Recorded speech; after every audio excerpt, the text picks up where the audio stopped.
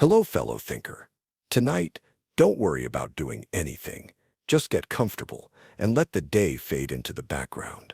We're going to take an easy walk through philosophy, not the heavy kind that feels like homework, but the simple ideas that sit underneath how people have always tried to make sense of the world. We'll start with the basics: truth, knowledge, justice, the ones you probably already know something about. Then little by little, we'll go deeper. And if you drift off along the way, that's fine. Some of these ideas are strange enough to feel like dreams anyway. Think of this as a map of thought, 100 stops from the most obvious questions to the ones that never really end. So let's begin with the first step. The oldest, simplest question. What is truth? What is truth? Everyone thinks they know what truth is until they're asked to define it. If you say truth is what's real, the next question comes immediately: what does real mean?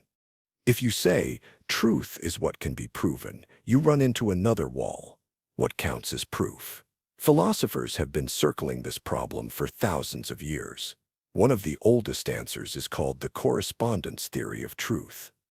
It says that a statement is true if it matches reality. If I say, the cat is on the mat, then it's true if and only if there really is a cat on that mat. Simple, right? But here's the problem. How do you know your perception of the cat, or even your idea of a mat, lines up with the world as it actually is? Others suggested the coherence theory of truth. In this view, a belief is true if it fits into a consistent web of other beliefs. For example, the statement the Earth orbits the Sun is true because it fits neatly with everything else we know about gravity, astronomy, and physics. But critics point out that an entire web of beliefs could be consistent and still false. A fictional world in a novel is perfectly coherent, but it's not true. There's also the pragmatic theory of truth, made popular by American philosophers like William James and Charles Peirce. They argued that truth is what works. If believing something helps you navigate life, predict outcomes, and solve problems, then it earns the label true. This view sounds practical, but it makes truth feel slippery. If an idea works for me, but not for you, is it really true or just useful? Even science doesn't escape this puzzle. Scientists often talk about theories being true, but strictly speaking, they're models. Newton's laws once described the world so well that people called them truth.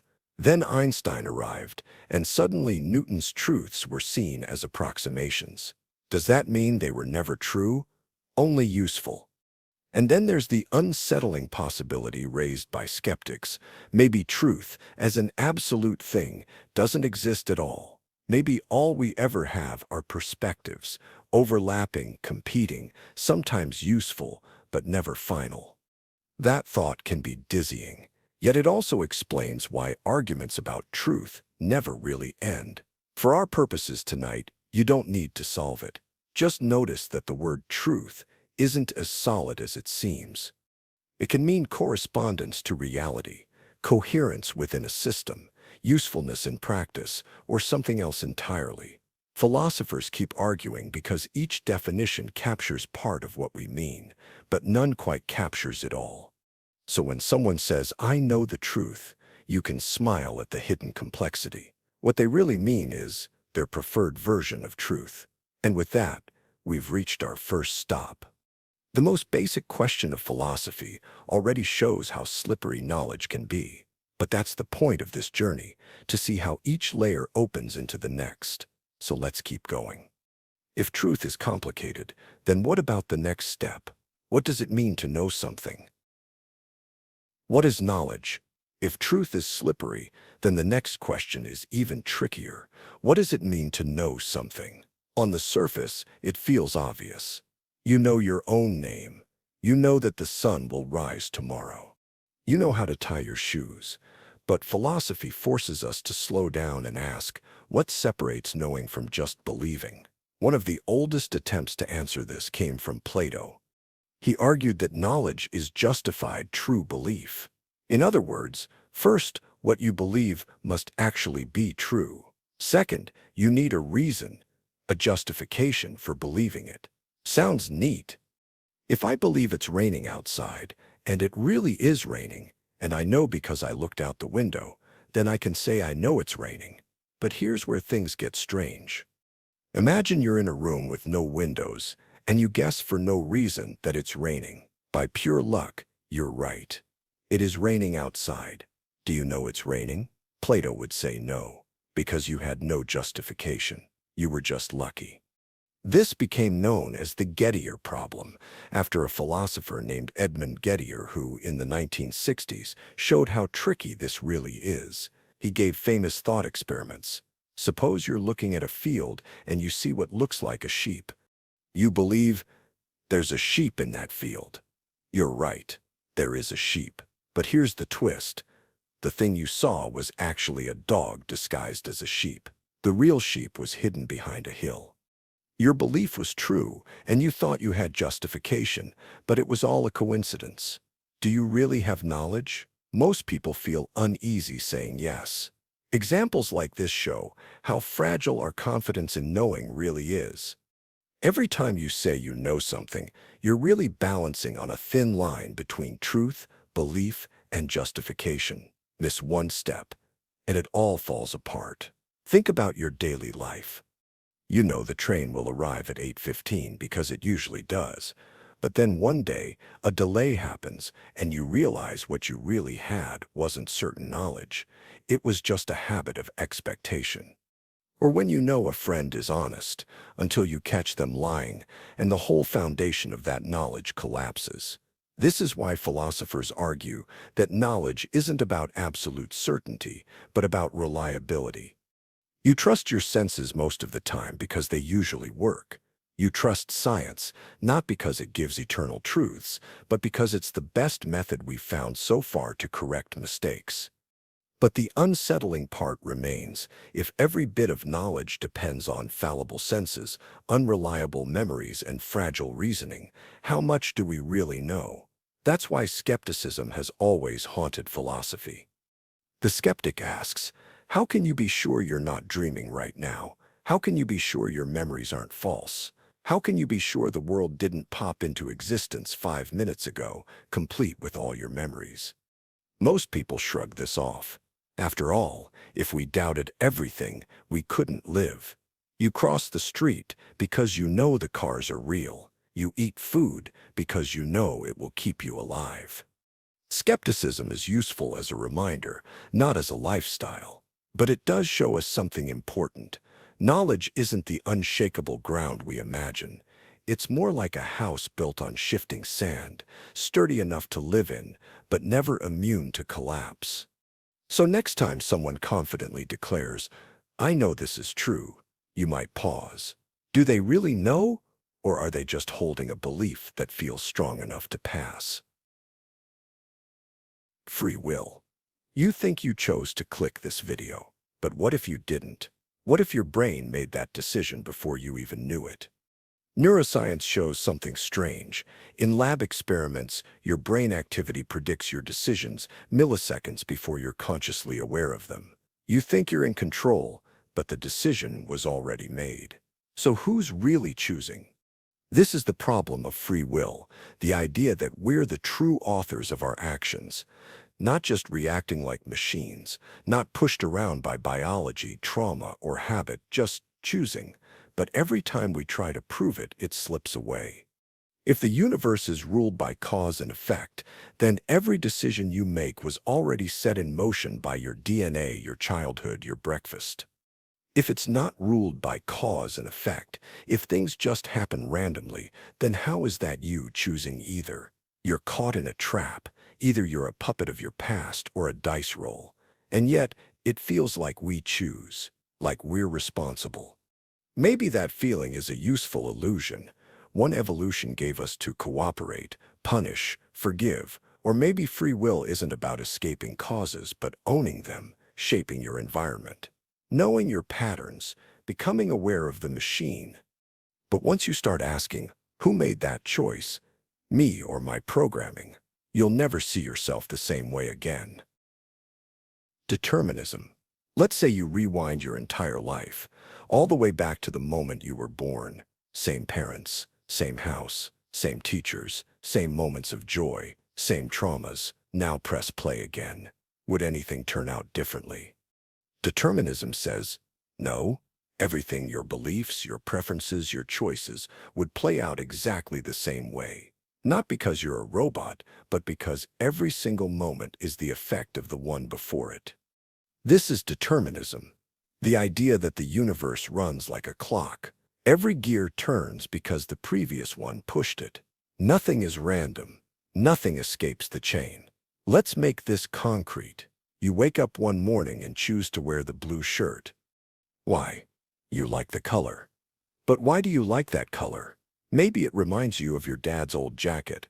Why does that matter? Because you felt safe as a kid when he wore it.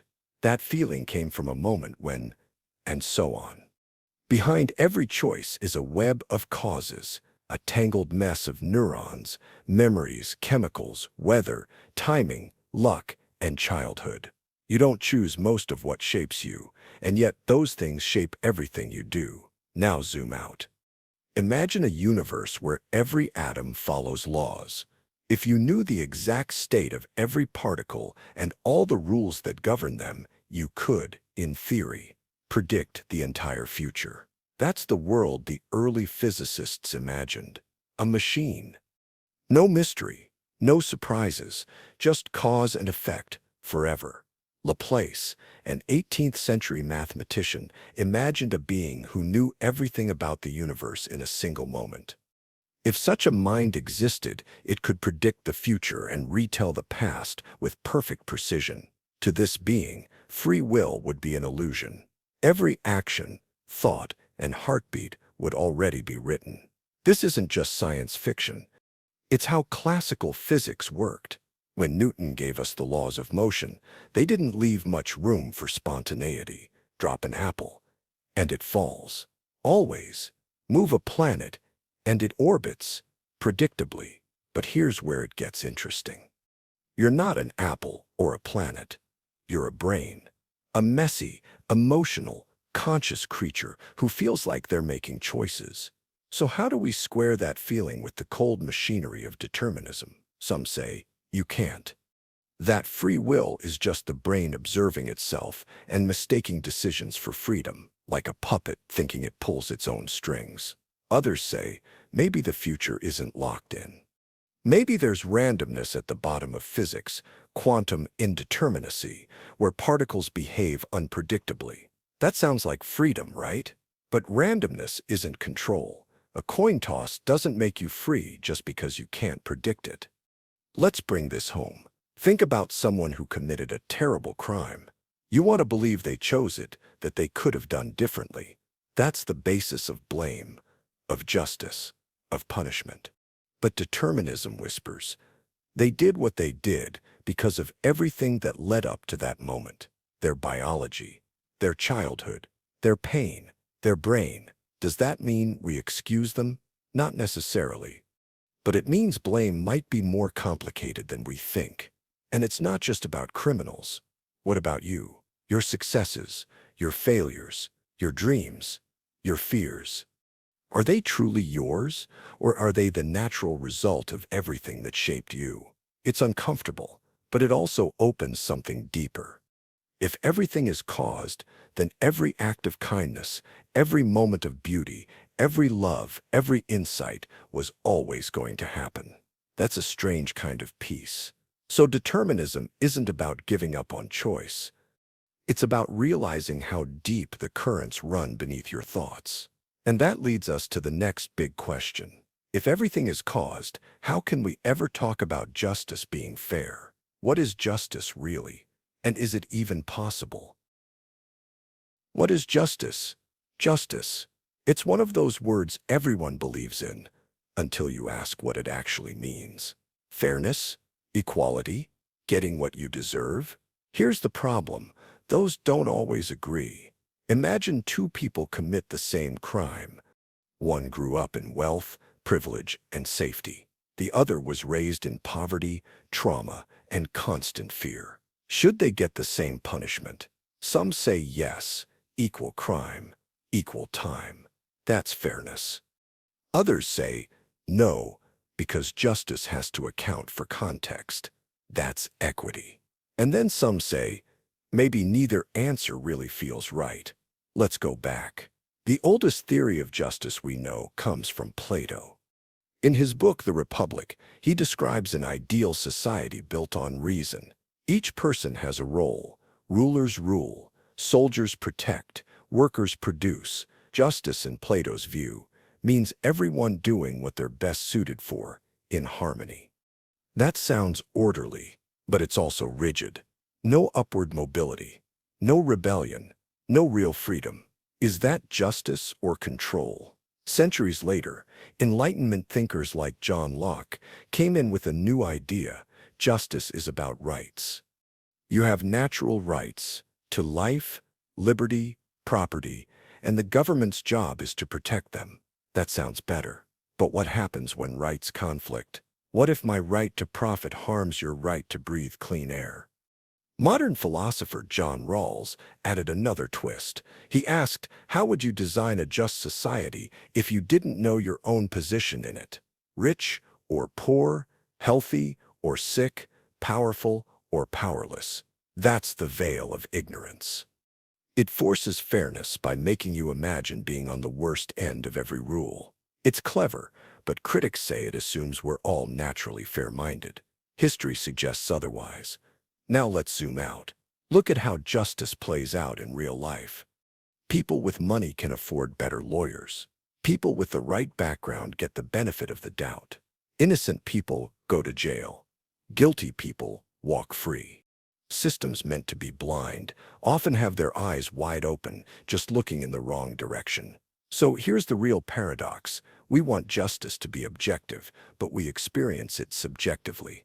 What feels fair to you might feel cruel to someone else. And if justice is only based on emotion, it can be twisted. But if it's only based on rules, it can be heartless. Even our brains aren't neutral. Studies show that people's sense of justice changes when they're angry, hungry, or tired. That means your idea of fairness might just be blood sugar in disguise. And yet we keep reaching for it. Every protest, every courtroom, every angry conversation about what's right or wrong, it all comes from the belief that justice should exist, even if it never quite does. So maybe justice isn't a thing we possess. Maybe it's a direction we walk toward. Not a final answer, but a question we agree to keep asking. And speaking of questions, here's the next one. If justice is about doing what's right, how do we even decide what right means? That brings us to ethics. Ethics. How do we know what's right and wrong? That sounds like a basic question, but it turns out nobody agrees. Not parents, not politicians, not even philosophers, and yet everyone walks around as if they do know. That's wrong. You can't do that. They deserved it. Behind those statements is a hidden system, an ethical framework, even if the person using it has no idea what it is. So let's slow down and ask, how do people actually try to decide what's right? One approach is called consequentialism, the idea that what matters is the outcome. The most famous version is utilitarianism, which says the right action is the one that produces the most good for the most people. Sounds fair, right? Imagine a train heading toward 5 people on the track. You can pull a lever and divert it, but doing so will kill one person on a sidetrack. Utilitarianism says, do it. Save 5, lose 1. The math works out. But now imagine this. There are 5 patients who need organ transplants. You have one healthy person nearby. Do you kill the one to save the 5? Suddenly the math feels monstrous. This is the problem with pure outcomes. They can justify terrible things if the numbers line up. So let's try another system, Deontology, most famously proposed by Immanuel Kant. This view says morality isn't about results. It's about duties and principles. Some actions are just wrong, no matter what they produce. Lying, wrong. Killing an innocent person, always wrong. Even if it would save lives, still wrong. Kant believed we must act according to rules we'd want everyone to follow, what he called the categorical imperative. You don't lie. Not because lying hurts people, but because a world where everyone lies is a world where trust dies. And once trust dies, everything else falls apart. But here's the catch. What happens when two duties conflict? What if telling the truth gets someone killed? What if doing your duty causes massive suffering? Now enter virtue ethics from Aristotle. He said, forget rules and results. Instead, focus on the kind of person you want to be. A virtuous person, someone who shows courage, wisdom, generosity, honesty, will naturally do the right thing because they've built good habits. Sounds nice, but what counts as a virtue? One culture's honor is another's ego. One person's bravery is another's recklessness. Even modern systems struggle. Some use moral relativism, the idea that right and wrong depend on culture, context, or personal values.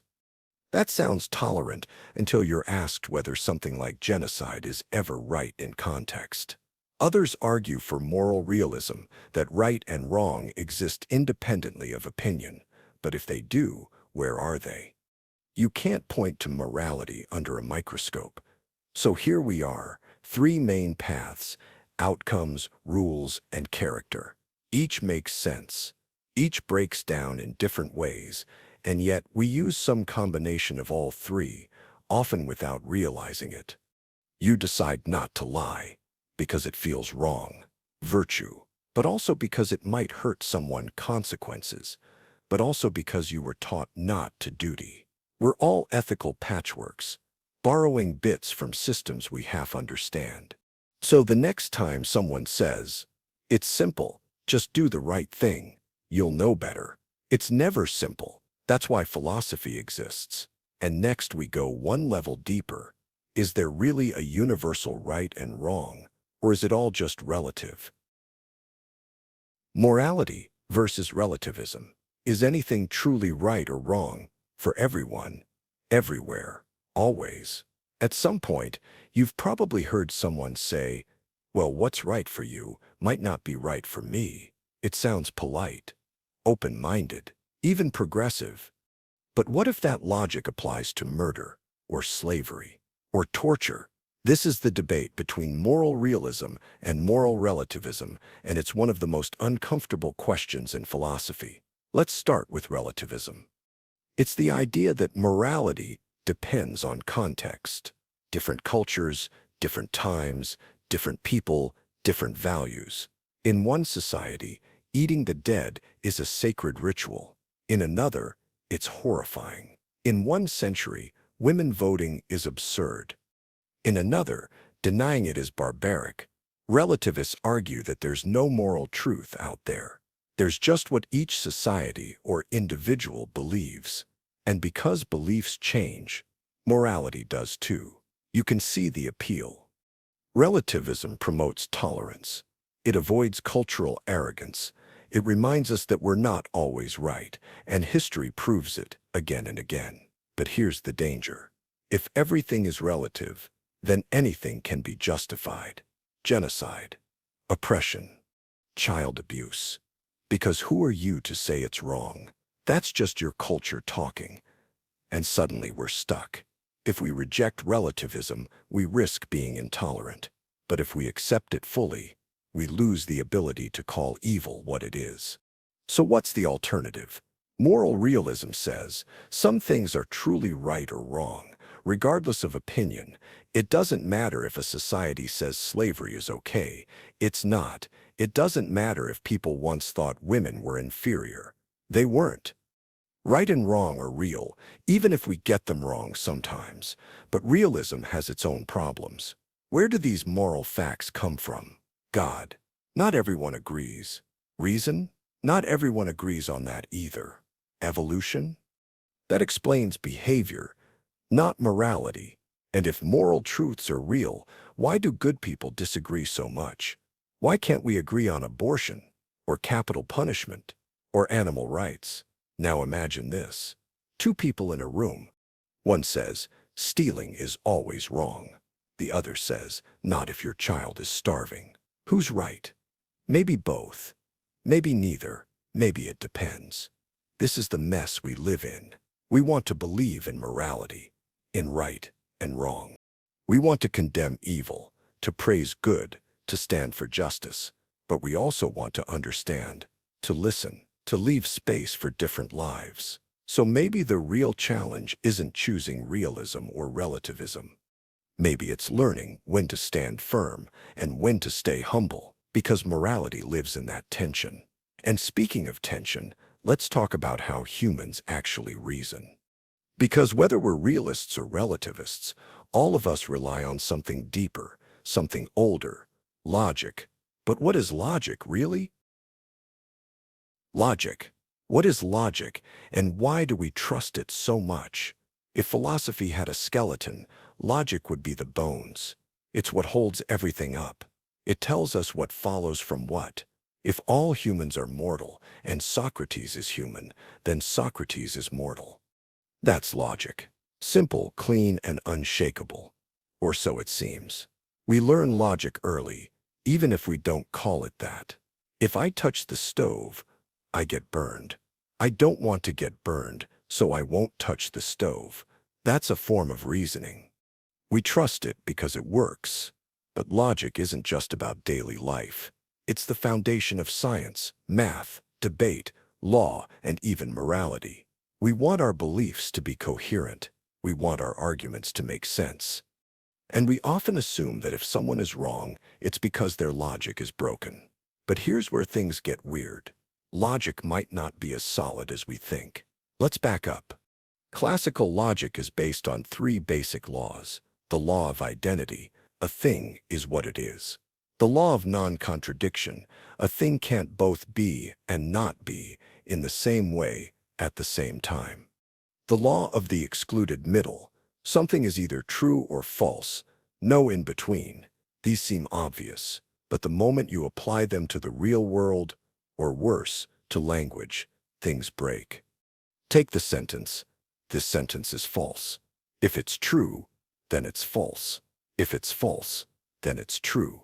That's a logical paradox, and it's not just a brain teaser, it's a crack in the structure. Then there's fuzzy logic, used in real-world AI systems and robotics, where things aren't just true or false, they can be somewhere in between. Hot, warm, cool, cold. Not everything is binary. Or quantum logic, where particles don't follow classical rules.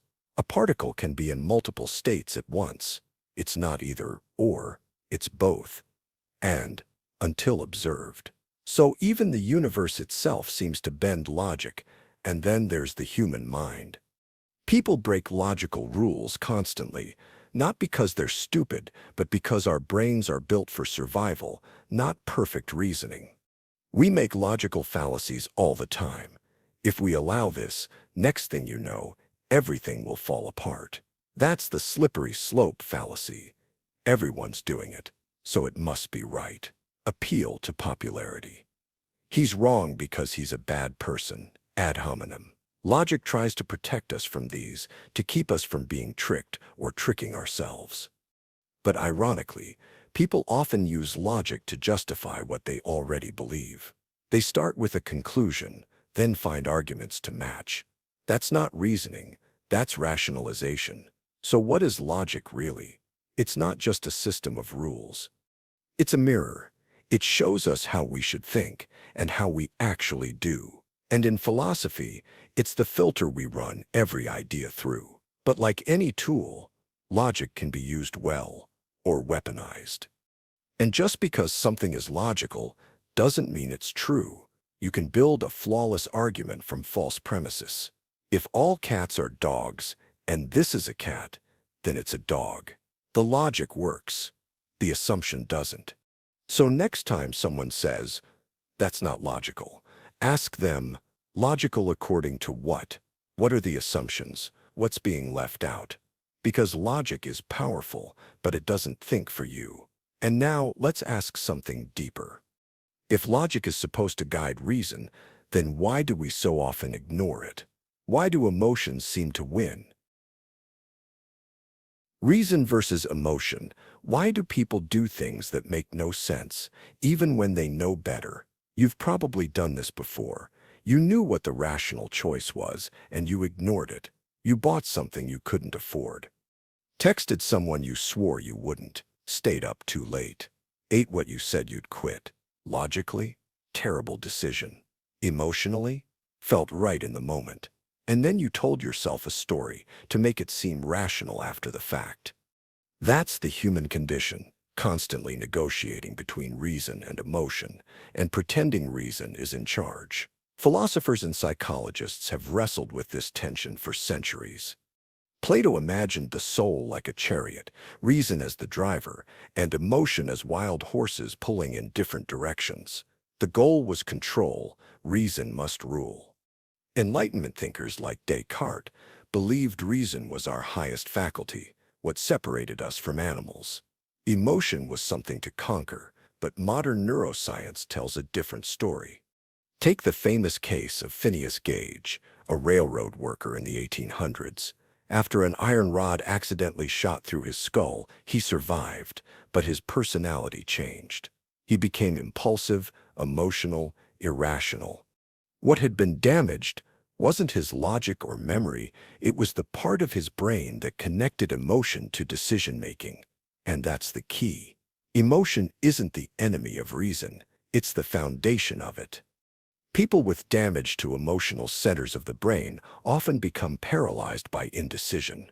They can list pros and cons, but they can't choose because they no longer feel what matters. Turns out, you don't make choices because they're logical. You make them because they feel meaningful. You might think you're thinking clearly, but your reasoning is shaped by what you care about, and what you care about is emotional. Let's say someone cuts you off in traffic. Your emotional brain flares up, anger, frustration. Your rational brain knows. It's not a big deal, but emotion gets the first move. You feel first, then you justify. He disrespected me. He could have killed someone. That's the problem with people like him. This is called motivated reasoning, where your emotions decide what's true, and your brain builds the logic after the fact. You think you're driving the car. Really, you're just holding the wheel while the engine decides where to go. So what does this mean for truth, morality, or justice? It means that even our most rational positions are often built on emotional foundations. You care about fairness because unfairness feels bad. You care about human rights because suffering hurts to watch. You reject cruelty not because of some equation, but because something in you recoils. That's not weakness. That's being human. But here's the twist. Emotions can also lead us away from truth. Fear can make us suspicious of things we don't understand. Anger can make us rigid, tribal, blind. Shame can shut down curiosity. So while emotion guides meaning, it can also distort reality. The goal isn't to silence emotion or worship logic. It's to recognize how they work together. Reason filters emotion. Emotion gives reason direction. Without both, you don't think, you just react. So next time you feel absolutely certain about something, pause and ask, do I believe this because it's true or because I want it to be? And now we move to the next level. If reason and emotion are always locked in battle, who's the one fighting? Who is this self making the decision? That's the question waiting for us next. What is the self, and does it even exist? The self. Who are you? Really? Not your name? Not your job? Not your favorite music or coffee order? Those are just labels. The question is deeper. What exactly is the thing that thinks your thoughts? You might say, well, me. But the moment you look too closely, that me starts to fall apart. Let's break it down. First, there's your body. But that can't be the whole self, right? Your body changes constantly. Cells die and regenerate. Your appearance shifts. Your hair grows, falls out, grays. If your arm gets amputated, you're still you, right? So maybe the self is in your mind, your thoughts, feelings, memories. That feels closer. But here's the problem. Your thoughts change constantly too. What you believed at 10, you probably laugh at now. What you felt last year, you might not feel today. And memories, they're not as solid as you think. Studies show your brain rewrites memories all the time. Each time you remember something, you subtly change it. Some memories are entirely false, and you don't know which. So if your body changes, your thoughts change, your feelings and memories shift, what stays the same? Philosopher David Hume famously said he couldn't find a self inside his own mind, only a bundle of perceptions flashing one after another. Like a movie projector, there's always an image on the screen, but no one behind it. Buddhist philosophy agrees. In many traditions, the self is seen as an illusion, a useful one, but not real. What you call you is just a process. A constantly changing flow of sensations, habits, impulses, reactions. Modern neuroscience supports this. There's no central command center in the brain, no single place where you live. What we call the self is more like a committee of subsystems: vision, memory, emotion, reasoning, all loosely coordinated. Sometimes they agree, sometimes they fight, but none of them is you. And yet, something feels like you, doesn't it? That's the trap. The feeling of being a self is real, but that doesn't mean it's what we think it is. It might just be the brain's summary of its own activity, a shortcut. Not the driver of the car, but the dashboard light that says, "You're driving." And here's the twist. This illusion isn't bad. It helps you plan, remember, feel responsibility, make goals. It lets you say, "I," instead of having to describe the entire chaotic system that is your brain and body in every sentence. So maybe the self is like a character in a book, not real in itself, but still meaningful. A story that helps the story continue. But if the self is just a story, who's telling it? And who's listening? That question, the one that quietly hides behind every other, is where much of philosophy lives. And now that we've arrived at this question of the self, we can finally zoom out again. We've talked about truth, knowledge, choice, justice, reason, emotion, and identity. But all of these depend on one more thing. What kind of reality are we even living in? Metaphysics. Now that we've laid the foundation, we're ready to step into the major branches of philosophy. These are the big categories, the questions every philosopher keeps circling from different angles. What's real? How do we know things? What should we do? What's beautiful? Who decides? Each branch opens into a different part of human experience, and none of them are settled. So let's begin with the biggest of all, metaphysics. Metaphysics is the part of philosophy that asks the deepest, weirdest, most impossible questions. What is reality made of? What exists? What doesn't? What does existing even mean? You might think the answers are obvious. A chair exists. You exist. Air, planets, atoms, they all exist. Done, right? But metaphysics asks, what kind of existence is that? Is the chair a physical object, or just a collection of molecules?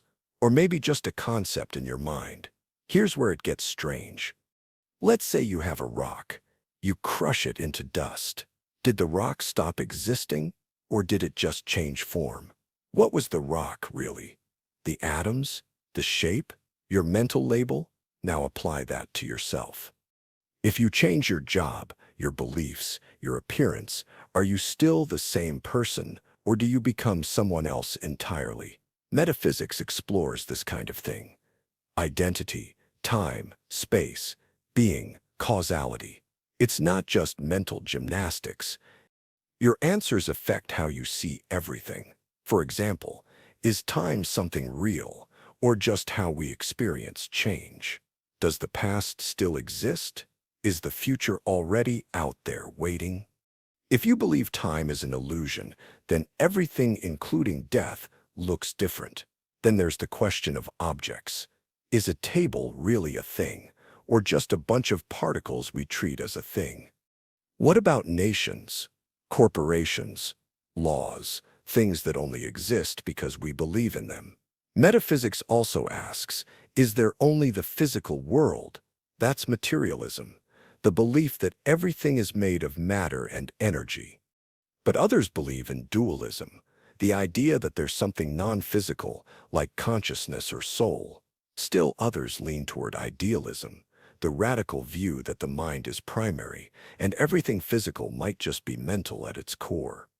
These aren't just academic theories. They shape religion, science, ethics, even your daily mood.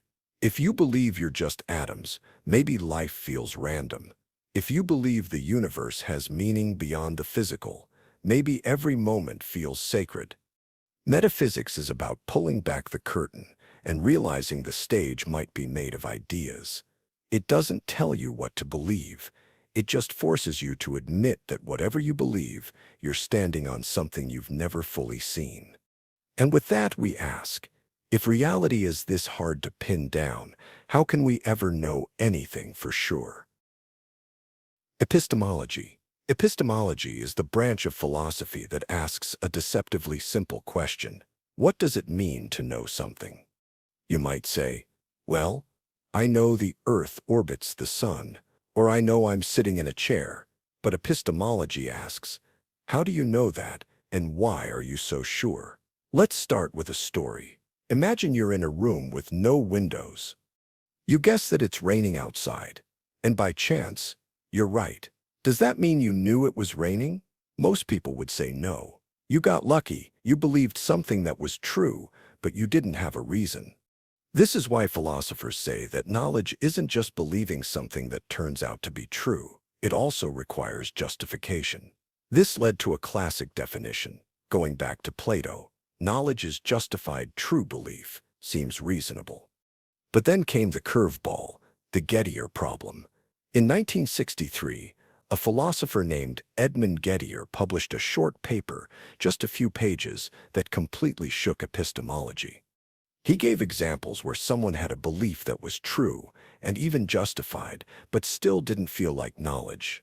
Example: imagine you're watching a news report about a car accident involving your friend Sarah. The report shows her car and says she was hospitalized.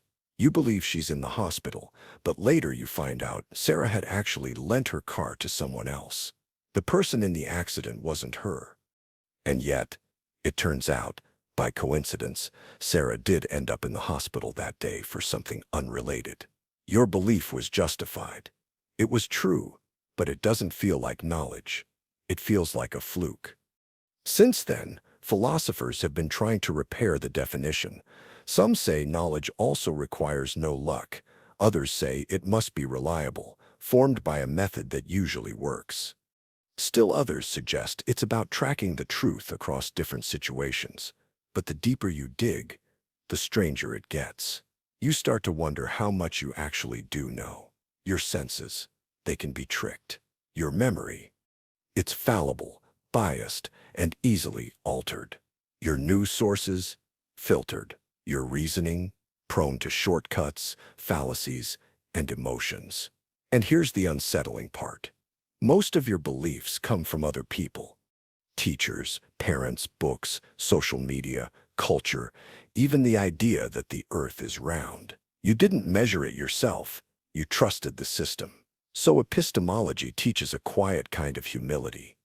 It reminds you that knowing something is never as simple as it feels. But it also teaches a kind of courage, because once you accept that absolute certainty is rare or even impossible, you're free to keep questioning, refining, learning. And that's what philosophers do.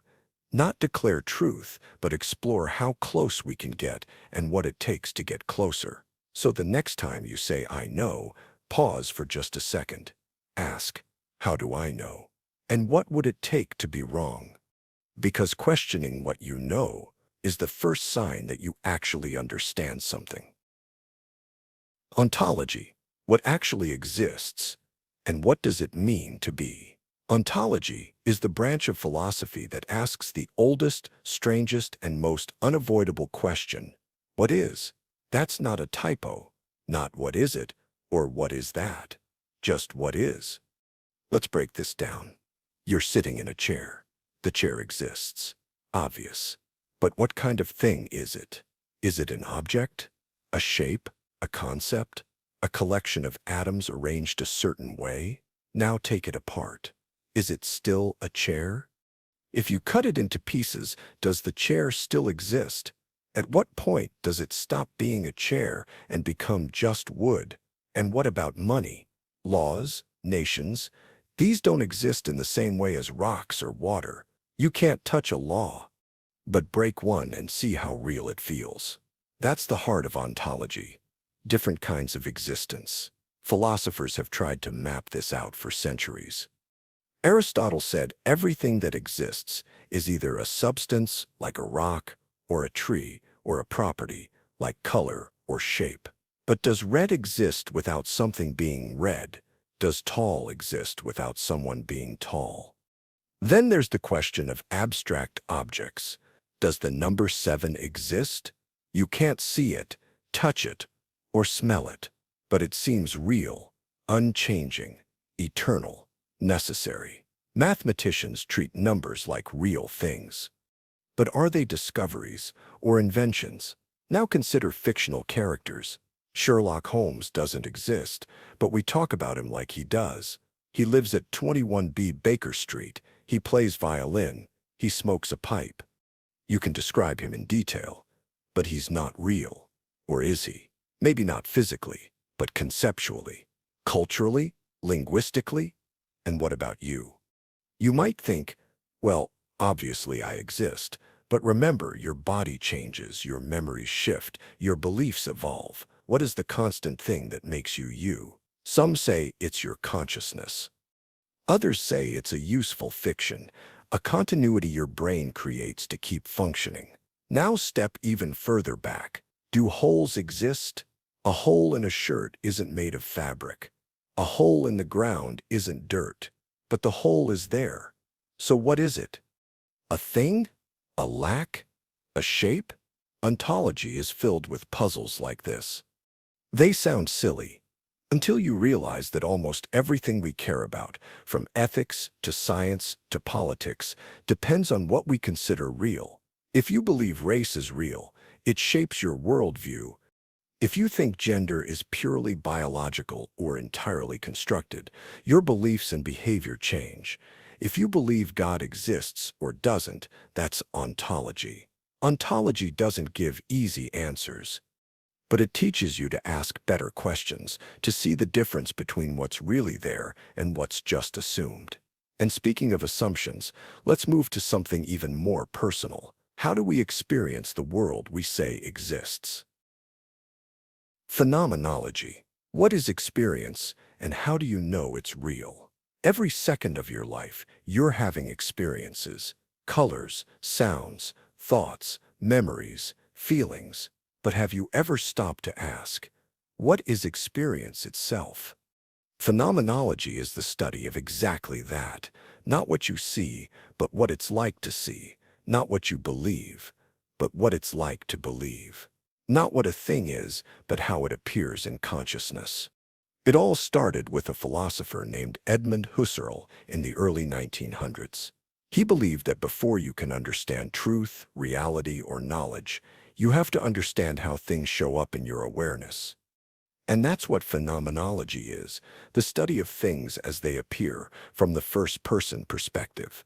This might sound abstract, but it's actually the most concrete thing you can study because it's all you ever have. You don't experience atoms or equations or reality out there. You experience a world appearing to you from your point of view. Let's take a simple example. A coffee mug. You see the front of it. You don't see the back.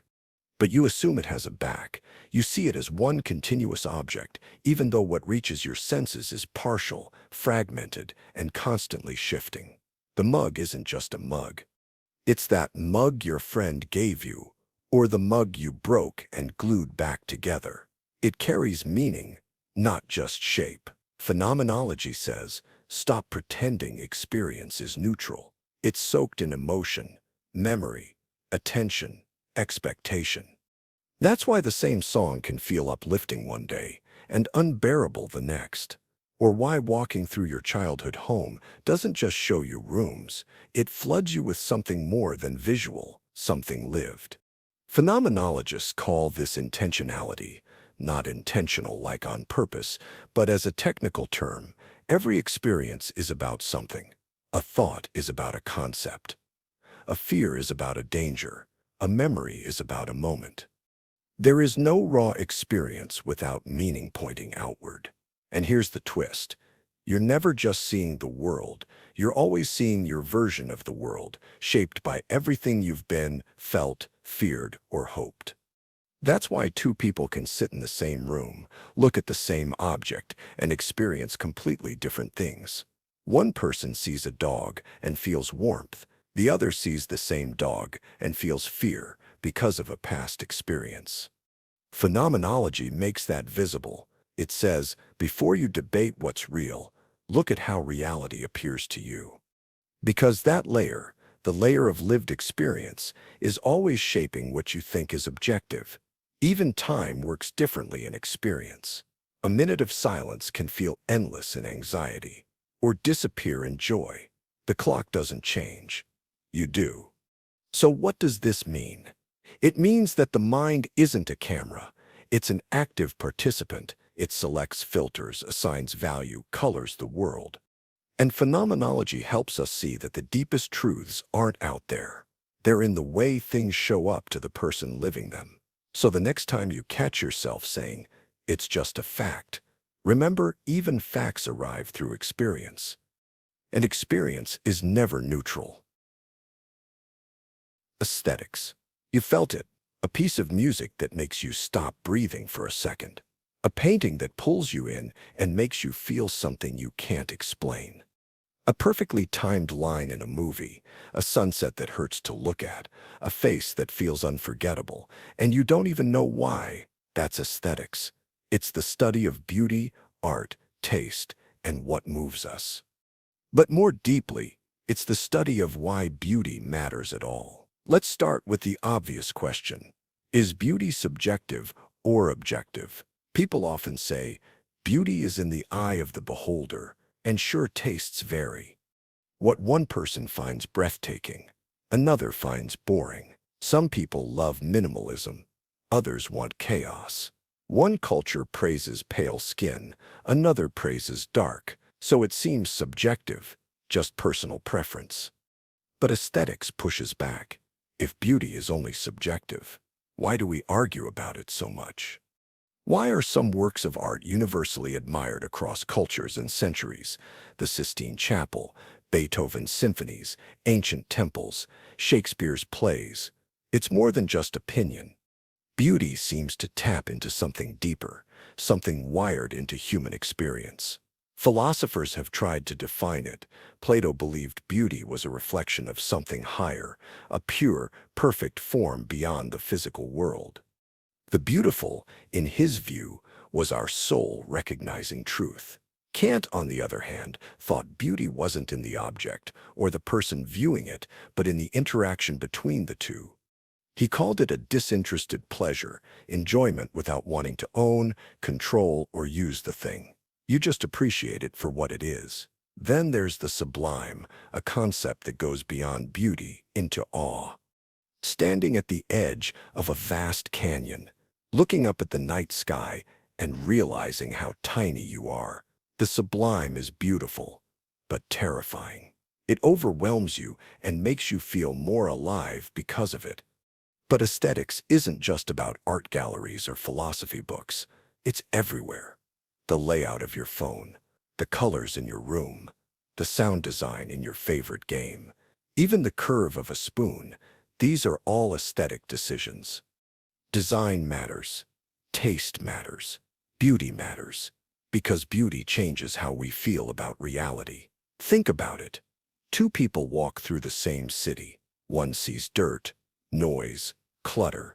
The other sees texture, rhythm, light. Same place, different aesthetic experience. That difference changes your mood, your thinking, your life. Beauty isn't shallow. It's not decoration. It's how meaning gets under the skin. And even when we can't agree on what beauty is, we agree that it matters. We build monuments. We design cathedrals. We ruin ourselves for love. Not because it's rational, but because it's real to us in a way that logic alone can't touch. So the next time something moves you, and you don't know why, don't dismiss it. That's aesthetics, doing its work. It's not supposed to make sense. It's supposed to reach the parts of you that don't speak in words. And now that we've seen how beauty shapes perception, let's move to something even more dangerous. Political philosophy. Why do we follow rules, and who decides what the rules are? Everywhere you go, there are rules, speed limits, taxes, dress codes, laws. You didn't vote on most of them. You didn't write them. You probably don't even know half of them, but you're expected to obey or face consequences. Political philosophy asks, why? Why do we accept authority? What gives a government legitimacy, and what makes a law just? Let's start with the basics. Imagine a society with no government, no police, no courts, no structure. Philosopher Thomas Hobbes called this the state of nature, a world without order. He believed it would lead to chaos, violence, paranoia, everyone out for themselves. In his famous phrase, life would be solitary, poor, nasty, brutish, and short. To escape that, Hobbes said people form a social contract. They give up some freedom in exchange for protection. You don't steal, and others don't steal from you. You obey laws, and the system protects you, at least in theory. But here's the catch. What if the system doesn't protect you? What if it protects some people and punishes others? What if the rules weren't made for you? That's where John Locke pushed back. He believed that people have natural rights, life, liberty, property, and that governments exist to protect those rights. If a government fails to do that, you have the right to overthrow it. That idea shaped revolutions, including the American one. Then there's Jean-Jacques Rousseau, who had a darker take. He believed society corrupted us. That civilization turned people into slaves to wealth, opinion, and artificial needs. In his words, man is born free, and everywhere he is in chains. So who decides the rules? Some say it's the will of the people, democracy. Others say it's tradition, monarchy, aristocracy, religion. Others say it's force. Whoever holds power gets to define justice. That's Machiavelli's view. Forget idealism. Power is its own justification. And here's where political philosophy gets personal. Look at any country, any system. Who gets arrested more? Who has access to education? Who gets listened to, and who gets ignored? Political philosophy isn't just theory. It's everywhere. It's in the design of neighborhoods, the price of insulin, the hours of voting booths, the wording of textbooks, the way some people are labeled illegal and others are labeled successful. And no matter where you stand, someone else thinks your system is broken. Too much government, too little, too liberal, too conservative. That's not an accident, because political philosophy never answers the question cleanly. It just forces us to ask it better. Not what's the best system, but who benefits from this one? Who gets heard and who doesn't? What's being called normal, and who decided that? And maybe most importantly, what are we willing to tolerate just because it's always been that way? Ethical theories. We've all faced moral choices. Should I tell the truth, even if it hurts someone? Is it okay to steal if it saves a life? Should I lie to protect someone from harm? We want there to be a right answer. But different ethical systems give different answers to the exact same question. Let's break down the major theories that try to guide human behavior. 1. Consequentialism. What matters is the result. This view says the morality of an action depends entirely on its outcome. The most famous form is utilitarianism, which says the best action is the one that brings the greatest good for the greatest number. So, lying is okay if it prevents widespread panic. Sacrificing one person to save 5. Morally justified. ending a war with a devastating bomb to prevent a longer one. That's where the argument begins. The strength of consequentialism is its clarity. It forces you to think about real-world impact, but it can justify terrible means for good ends. That's the danger. Where do you draw the line, and who decides what good means? Deontology. Rules matter more than results. This view, famously proposed by Immanuel Kant, says some things are just wrong, no matter what they produce. Lying is wrong. Killing is wrong. Breaking promises is wrong, even if it leads to a better outcome. Why? Because people should never be used as tools. Everyone has dignity, and that can't be sacrificed, even for a noble cause. Sounds fair, but it can lead to rigid decisions. Would you tell the truth to a murderer asking where someone is hiding? Deontology says yes, because lying is still wrong. Is that moral clarity or moral blindness? Virtue ethics. Focus on character, not rules. Going back to Aristotle, this system says ethics isn't about strict rules or calculations. It's about the kind of person you become. A good person, a virtuous person, acts out of courage, honesty, kindness, wisdom. You don't follow a checklist. You develop habits. Morality is a way of living, not just choosing. Sounds human, right? But it's vague. What counts as a virtue, and whose culture defines them? 4. Care ethics. Relationships come first. This view emphasizes empathy, care, and context over cold logic. It says morality isn't just about principles or math. It's about people, real pain, real love. Instead of asking, "What's the rule?" it asks, "What does this person need right now?" It shines in situations where nuance matters, where abstract principles fail to capture lived experience. But critics say it risks favoritism. How do you ensure justice when you care more about some people than others? So, which one is right? You already know the answer. None of them work all the time. Each theory solves one problem and creates another. That's why ethical debates rarely end, because no system captures everything. In practice, most people mix and match consequences for policy, rules for daily life, virtues for role models, care for personal relationships.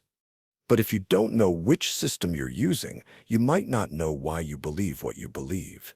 And maybe that's the most important question in ethics.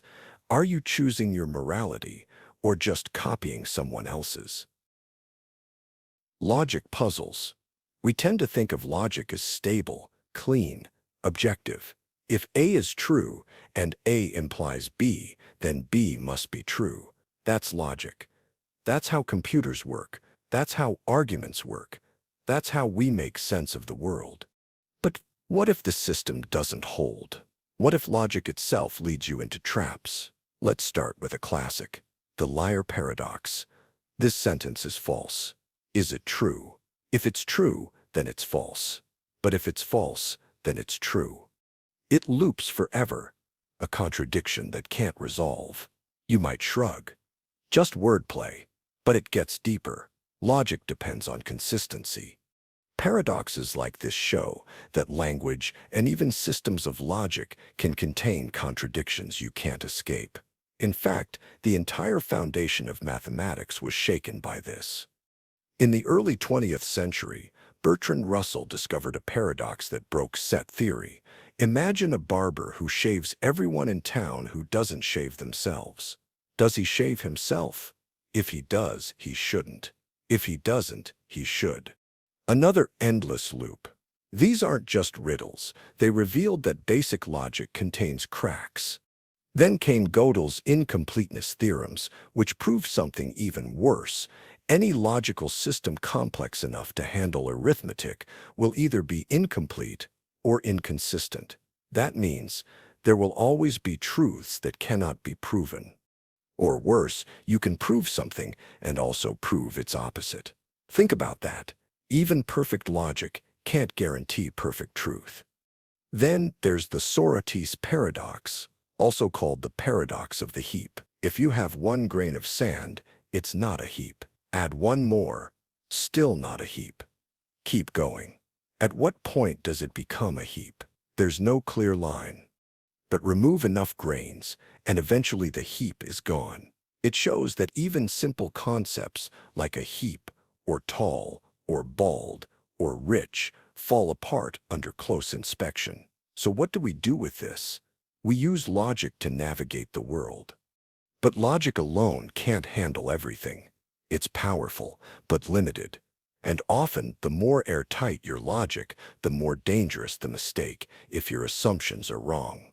That's why philosophy doesn't worship logic, it studies its limits. And sometimes it breaks logic on purpose to show you what you've taken for granted. Because once you realize that perfect reasoning can still lead to dead ends, you start to think differently. You ask better questions. You stop mistaking confidence for certainty. And that leads us to something even more complex. What happens when logic isn't just used to solve problems, but to describe reality itself? Philosophy of mind. Let's start with something obvious. You're having thoughts. You're aware. You're not just reacting. You're experiencing. But what is that? What is awareness, really? Where does it come from? And why does anything feel like anything? This is the core question of philosophy of mind. It's not about what the brain does, it's about what the mind. You might think the answer is simple. The brain and the mind are the same thing. That's called physicalism, the belief that the mind is nothing more than the brain doing its job. Neurons fire, chemicals move, signals process. And somehow, boom, you feel something. But here's the problem. No one can explain how that jump happens. That's what philosopher David Chalmers called the hard problem of consciousness. It's easy relatively to explain how a brain can process information, see red, feel heat, notice danger. But it's hard, maybe impossible to explain why any of that processing feels like anything at all. Why isn't it just happening in the dark? Imagine a robot that can do everything you do. Walk, talk, cry, even say, "I'm in pain." How do you know it feels anything? Maybe it doesn't. Maybe it's just running the program. Now flip it around. How does anyone know you feel anything? You say, "I'm sad." But is that feeling real or just behavior?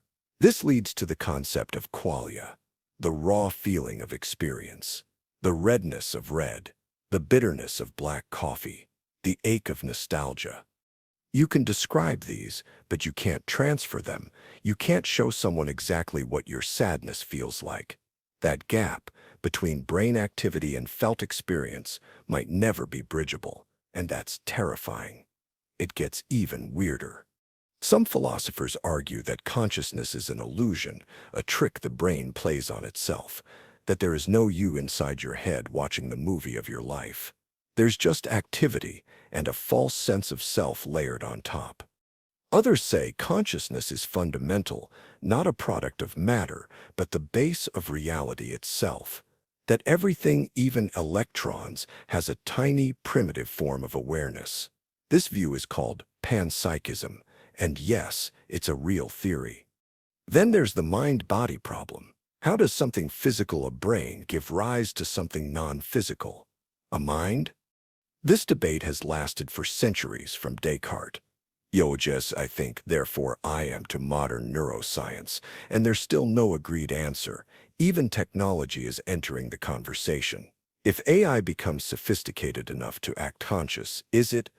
If you upload your brain to a computer, is the mind preserved, or is it just a copy, a lifeless echo? And here's the scariest part.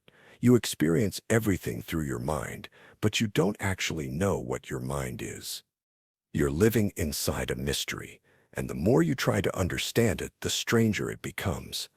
So the next time you feel joy, or pain, or confusion, or love, realize that no one, not scientists, not philosophers, not you, fully understands where that feeling comes from or what it even is. We just know it's happening. And that's where we'll go next. If we can't even explain the mind, How can we ever explain how science itself works? Philosophy of science. Let's start with a basic belief. Science is how we discover truth. It explains the world. It cures disease, sends rockets to space, gives us electricity, computers, vaccines. We trust it because it works. But philosophy of science isn't about using science. It's about understanding what science actually is and why it's not as straightforward as it seems. First, how does science work? The basic model goes like this. Observe the world. Make a hypothesis. Test it through experiments. Analyze the data. Accept, reject, or refine the hypothesis. Repeat. Simple, right? But dig deeper, and problems appear. Problem 1. Observation isn't neutral. You don't observe the world like a blank slate. You observe it with expectations, assumptions, tools, and language. What you see is shaped by what you believe is worth seeing. In the 1600s, people looked at the sky and saw planets moving around the Earth. They weren't stupid. Their tools and worldview shaped their interpretation. That leads to Problem 2. Science changes radically. In the 1500s, the Earth was the center of the universe. Then came Copernicus. In the 1600s, Newton described gravity as a force. Then Einstein shattered that with relativity. Classical physics ruled the 19th century. Then quantum mechanics turned it upside down. So, if science is always changing, was it ever true? Philosopher Thomas Kuhn called these shifts paradigm changes. Science doesn't evolve smoothly. It breaks and resets. New paradigms replace old ones, not because they're slightly better, but because they're based on entirely different assumptions. And during those transitions, even scientists disagree about what counts as valid. Problem 3. The theory-ladenness of data. We like to think science is about hard facts, evidence speaking for itself, but evidence only makes sense within a theory. Data doesn't interpret itself. We choose what to measure, how to frame it, and what to call it. So what's true in one scientific model might be meaningless in another. So is science just another belief system? No, science is different because it's self-correcting. It doesn't claim to be perfect. It just claims to be better than what came before. It builds models, tests them, refines them, and is willing to throw them away. That's not weakness. That's what makes it powerful. But philosophy of science reminds us, science isn't the same as truth. It's our best tool for getting closer to it. It works not because it's flawless, but because it admits its flaws and updates accordingly. That's something most ideologies never do. So next time you hear someone say science proves, pause. Science doesn't prove in the absolute sense. It supports, it models, it explains. But it also changes and must change when better evidence comes. And with that, we've reached the end of the branches of philosophy section. Now we're ready to dive into something even more fun and more unsettling, famous thought experiments. Little stories that break your brain and reveal what you really believe. Plato's cave. What if everything you believe is just shadows on a wall and you've never seen the real world? This is one of the most famous thought experiments ever imagined. It's over 2,000 years old, but once you hear it, it sticks in your brain like a splinter. Here's the setup. Imagine a group of people who have lived their entire lives inside a cave. They're chained in place, facing a wall. Behind them is a fire. Between the fire and the prisoners, people walk back and forth carrying objects. But the prisoners can't see the people. They can only see the shadows on the wall. That's all they've ever seen. To them, those shadows are reality. Now imagine that one prisoner is freed. He turns around. At first the fire hurts his eyes. The shapes confuse him. He realizes the shadows were just projections, not reality at all. Eventually he's dragged out of the cave entirely. And when he finally sees the real world, trees, sky, people, light, it's overwhelming but beautiful. He sees the truth. He understands how limited his view was before. Now imagine he goes back into the cave to free the others. But they don't believe him. They laugh at him. They say he's blind.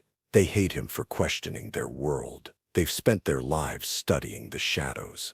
To them, the shadows are everything. This is Plato's allegory of the cave, and it's not just a story. It's a metaphor for your life, for society, for belief, for education, for truth.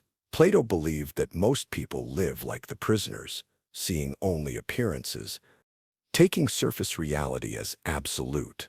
Politics, media, tradition, routine, these are the shadows on the wall, and most people never question them. Why? Because questioning them is painful. Leaving the cave hurts. It forces you to admit you were wrong. And worse, it isolates you. The people still in the cave won't thank you for waking up. They'll resent you. This is the price of philosophy. It doesn't just change how you think, it changes how you see everything. And once you've seen the real world, you can't unsee it. But you also can't go back to being comfortable in the dark. That's the trap. That's the burden of awareness. And the cave isn't just outside, it's inside too. We all build our own shadows, stories about who we are, assumptions we've never questioned, comfort zones we mistake for truth. And maybe the most important question is, what are the shadows you're still staring at and don't know it yet? Because no matter how smart you are, there's always another cave, always another set of chains, always another wall where the shadows dance. The Ship of Theseus. Theseus was a legendary Greek hero. His ship, the one he sailed home after slaying the Minotaur, was preserved in a museum in Athens. Over time, its wooden parts began to rot, so one by one they were replaced. First a plank, then a sail, then a mast, then the hull. Eventually, every single part had been swapped out. And here's the question, is it still the same ship? At first, you might say yes. It's been gradually restored, carefully, faithfully. It still functions as the Ship of Theseus, but none of the original materials remain. So, is it the same ship or just a copy? Now let's make it weirder. Suppose someone gathered all the original, rotted pieces that were removed and reassembled them into a second ship. Now that ship has all the original parts. Which one is the real Ship of Theseus? The one with continuity? Or the one with the original substance? You can't pick both. This puzzle isn't about boats. It's about identity through change. It's about you. Your body replaces its cells every 7–10 years. Your memories shift. Your opinions evolve. You're not the same person you were at 10 or 18 or even last year. So, are you still you? If we cloned your brain, your memories, your voice, your gestures, would the clone be you or just a copy? What makes something the same over time? Is it the material, the structure, the function, the narrative? Legal systems struggle with this every day. Is a company the same company after a merger? After replacing the CEO? After moving countries? What about relationships? Is someone the same person when they change? What do you owe the new version of someone who used to be someone else? Even technology faces this. If you back up a computer, replace its hardware, reinstall the software, is it the same system? And what about consciousness? If someday we invent mind uploading, transfer your entire mental structure to a digital platform, would that be you or just a shadow, like a restored ship with none of the original wood? This isn't a puzzle with a clean answer. That's why it matters. Because it reveals something uncomfortable. Our idea of identity is built on contradiction. We want continuity and substance, but change is constant. And what we call the same is often just close enough for us to pretend. So next time someone says, I haven't changed, or they're not who they used to be, ask yourself, what does it actually mean to be the same when nothing ever stays the same? The trolley problem. Here's the scenario. You're standing next to a liver, watching a runaway trolley hurtling down the tracks. Ahead, 5 workers are tied to the rails. If the train continues, it will kill them. But you can pull the lever and divert the trolley onto another track, where 1 person is tied up. If you do nothing, 5 die. If you act, 1 dies because of your decision. Do you pull the lever? Most people say yes. Sacrificing 1 to save 5 feels mathematically correct, a simple cost-benefit analysis. This is classic utilitarianism. Maximize good, minimize harm. But now the second version, you're on a footbridge, watching the same trolley race toward the 5 people. This time there's no lever, but there's a large man next to you. If you push him off the bridge onto the tracks, his body will stop the trolley, killing him, but saving the 5. Would you push him? Here's the twist. It's the same math, 1 life for 5. But emotionally, it feels completely different. Why? Because in the first version, you redirect. In the second, you directly cause someone's death. It's physical, personal, intentional. You don't just allow harm, you inflict it. This is the clash between consequentialist and deontological ethics. Consequentialists say, it's still better to save 5. Deontologists say, you can't use a person as a tool, no matter the result. There's no resolution, just tension. Now imagine other variations. What if the 1 person is your child? What if the 5 are strangers with criminal records? What if the 1 is a famous doctor who could save thousands? Suddenly, your answer shifts. That's the real point of the trolley problem.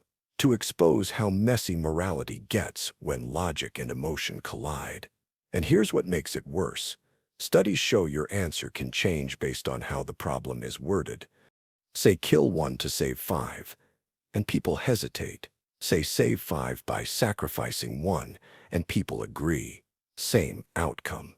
Different framing, which means our moral reasoning is fragile, easily swayed by emotion, language, and context. And it gets even darker when you bring it into the real world. Autonomous vehicles deciding who to hit in a crash, doctors choosing who gets a ventilator in a hospital shortage, military drones choosing targets based on algorithms. These aren't thought experiments anymore. They're code, real decisions made at speed by systems built on assumptions we haven't fully questioned. So maybe the scariest part of the trolley problem isn't which track you'd choose. It's that someone, somewhere, already decided. Brain in a vat. How do you know you're not just a brain floating in a tank, being fed fake experiences by a computer? It sounds like science fiction, but it's actually one of the most serious philosophical problems ever posed. And it strikes right at the heart of everything you believe to be true. Here's the setup. Imagine a brain, just the brain, floating in a vat of nutrients, hooked up to a powerful supercomputer.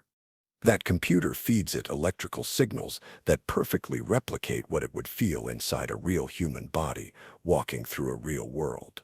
Every sensation, every sound, every sight, every emotion, all fake, but indistinguishable from the real thing.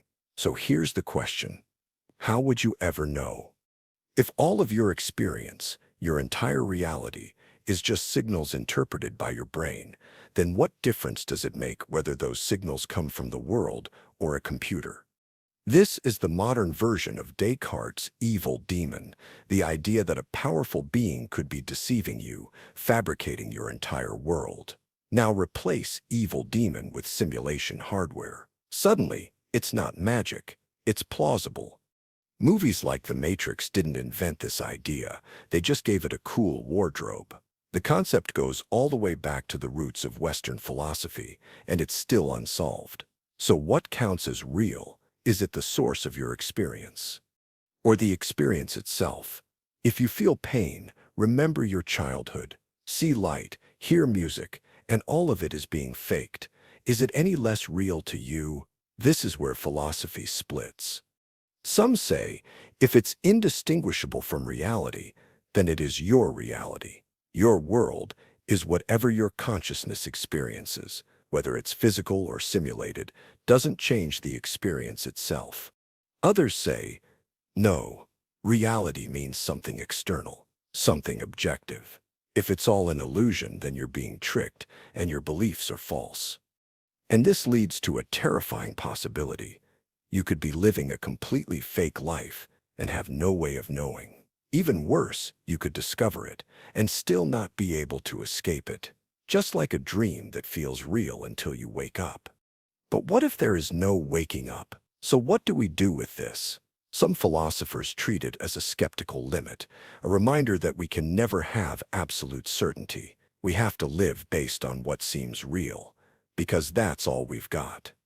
Others turn it into a moral question. If simulated people can suffer, do they deserve rights? If you build a world with conscious beings, are you responsible for their pain?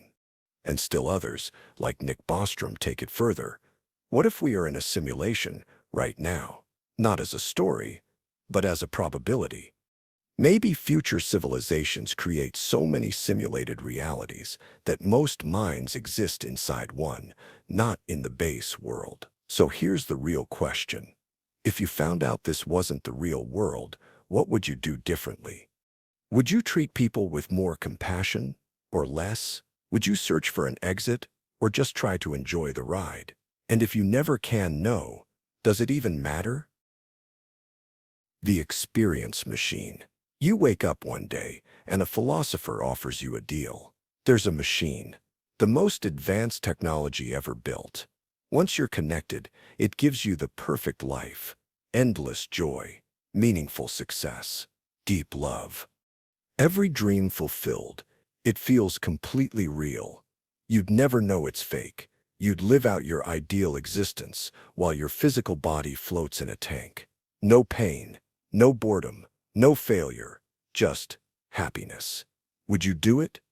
This is the experience machine, a thought experiment proposed by philosopher Robert Nozick in the 1970s. It's a test, not of technology, but of what you really value. At first, it sounds like an obvious yes. Why suffer through life when you can have guaranteed fulfillment? But then you pause, because something feels off. If it's all fake, does it still count? If your partner in the simulation only seems to love you, does that still feel like love? If you're the world's greatest artist, but none of your work is real, did you create anything at all? Suddenly the question isn't about pleasure, it's about meaning. Nozick believed most people would say no, because we don't just want to feel good. We want to be someone real. We want to do something real. We want to live in contact with the actual world, even when it hurts. If that's true, it challenges the entire foundation of hedonism, the belief that pleasure is the highest good. But here's where it gets uncomfortable. What if you're already in an experience machine? What if society, school, media, advertising already plugs you in, feeding you curated experiences that feel meaningful but aren't, scrolling, escaping, performing? Are you really living or just reacting to a system designed to keep you comfortable? And here's another layer. Some people would choose the machine, not because they're shallow, but because real life has been unbearable. Trauma, poverty, loneliness, grief. If you've lost everything, the machine might feel like mercy. So who are we to judge? That's the power of the thought experiment. It doesn't tell you what to think. It shows you who you already are by watching what you flinch at. Whether you'd plug in or not, the experience machine leaves a haunting question. What part of your life do you only value because you believe it's real? And if reality wasn't the point, what would be left? Descartes' Demon. What if an all-powerful deceiver was feeding you every experience you have, and you could never know? Long before the Matrix, before computers or VR, a French philosopher named René Descartes sat alone by a stove in the winter of 1619 and tried to doubt everything he knew. He began with the obvious. The senses can be fooled. Shadows look like objects. Dreams feel like reality while you're in them. Memories distort. So what, if anything, is certain? Descartes then took a radical step. He imagined an evil demon, not a cartoon devil with horns, but a powerful being with one goal: to deceive him completely, to fabricate a world that feels real, sights, sounds, tastes, even mathematics, while none of it exists. If such a demon existed, Descartes realized he could be totally wrong about everything: his body, the external world, even the simplest facts of arithmetic. This wasn't a superstition. It was a thought experiment, the 17th century version of the simulation hypothesis. Because once you see that possibility, you're left with a single question: what can I know for sure, even if everything else is fake? That question forced Descartes inward. He stripped away every belief he couldn't absolutely prove. Maybe the world isn't real. Maybe his memories aren't real. Maybe even his body isn't real. But one thing he couldn't doubt: the fact that he was doubting.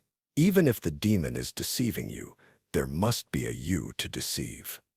And from that, he drew his famous conclusion: I think, therefore I am. Cogito, ergo sum. It's not "I think, therefore my body exists." It's not "I think, therefore the world is real." It's simply, if you're thinking, you're there, even if everything else is a lie. That insight became the foundation of modern philosophy. It didn't solve the problem of whether the world is real, but it carved out a tiny island of certainty inside total doubt. Today, the evil demon looks more like a supercomputer, a simulation, or an AI running a perfect VR. Nick Bostrom's simulation argument is just Descartes' demon in 21st century language. The question hasn't changed. If your entire reality could be fabricated, how would you know? And maybe more importantly, would it change anything about how you live? Because even Descartes had to close his notebook, leave the stove, and go back to his life. The demon may never be disproven, but dinner still needs to be eaten. That's the strange freedom in his experiment. You can doubt everything but your own awareness and still choose to act in the world as if it's real. The veil of ignorance. Could you design a fair society without knowing where you'd end up in it? Most people think they know what fairness looks like. Work hard, get rewarded. Freedom for all.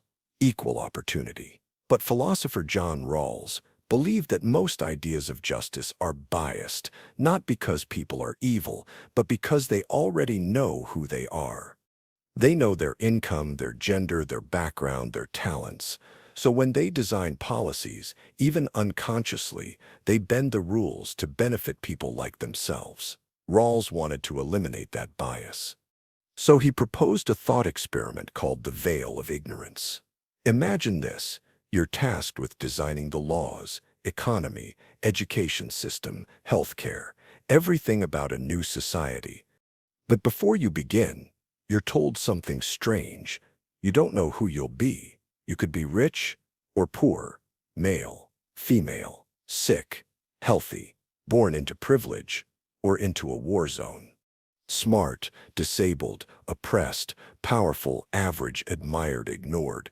It's all random. Only after the system is built will your identity be revealed. Now, what kind of society would you design? Would you build one with extreme wealth, knowing you might end up at the bottom? Would you strip away public education, not knowing if you'll be born into a family that can't read?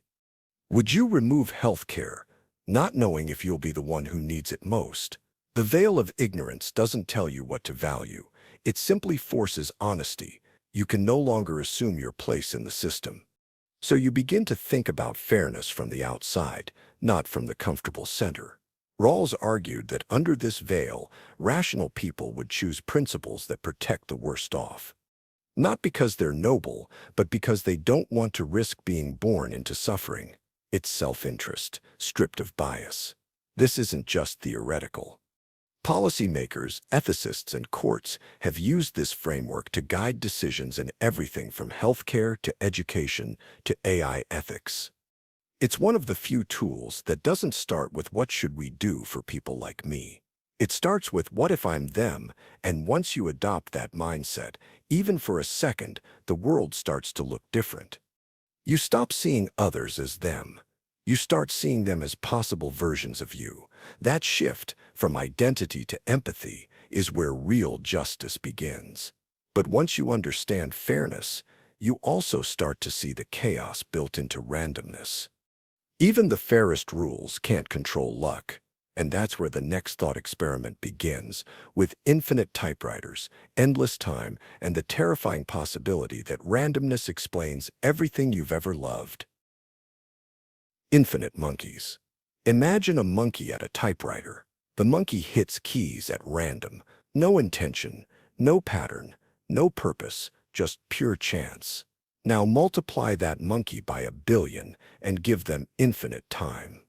The thought experiment says that eventually, by pure coincidence, one of those monkeys will type the complete works of Shakespeare, every sonnet, every comma, every space, perfectly. It sounds ridiculous, but mathematically, it's true. In an infinite timeline, with infinite output, anything that can happen will happen. And not just Shakespeare. Eventually, the monkeys will type your entire life story, your birth, your name, your deepest thoughts. Even this exact moment you're living right now. All of it, by chance. It doesn't matter how unlikely it is. Given enough time, randomness produces order, and that's what makes this so disturbing. Because it means order might not be as special as it feels. If randomness can eventually produce Hamlet, then Hamlet doesn't prove intention. If randomness can eventually produce Beethoven, then beauty doesn't need a mind behind it. And if randomness can eventually produce you, then what does that say about meaning? This is where philosophy starts to panic. We want to believe that complexity means design, that intelligence requires a creator, that patterns prove purpose. But the infinite monkeys say, no, patterns can emerge by chance. Meaning can be an accident, and that terrifies people. Because if randomness can create art, love, language, life, then maybe everything you care about is just what's stuck, not what was meant. This isn't just a thought experiment.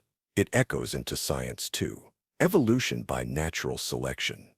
Built on randomness and filtering, no plan, no direction, just variation, survival, and time. The universe itself, maybe it didn't need a creator.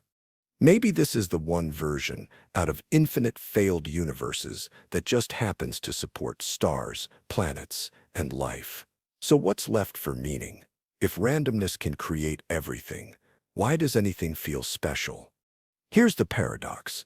Knowing it could all be chance doesn't make it feel less meaningful. It makes it feel miraculous that you, in this moment, exist at all. In a world that makes sense even a little, might be the most improbable thing of all.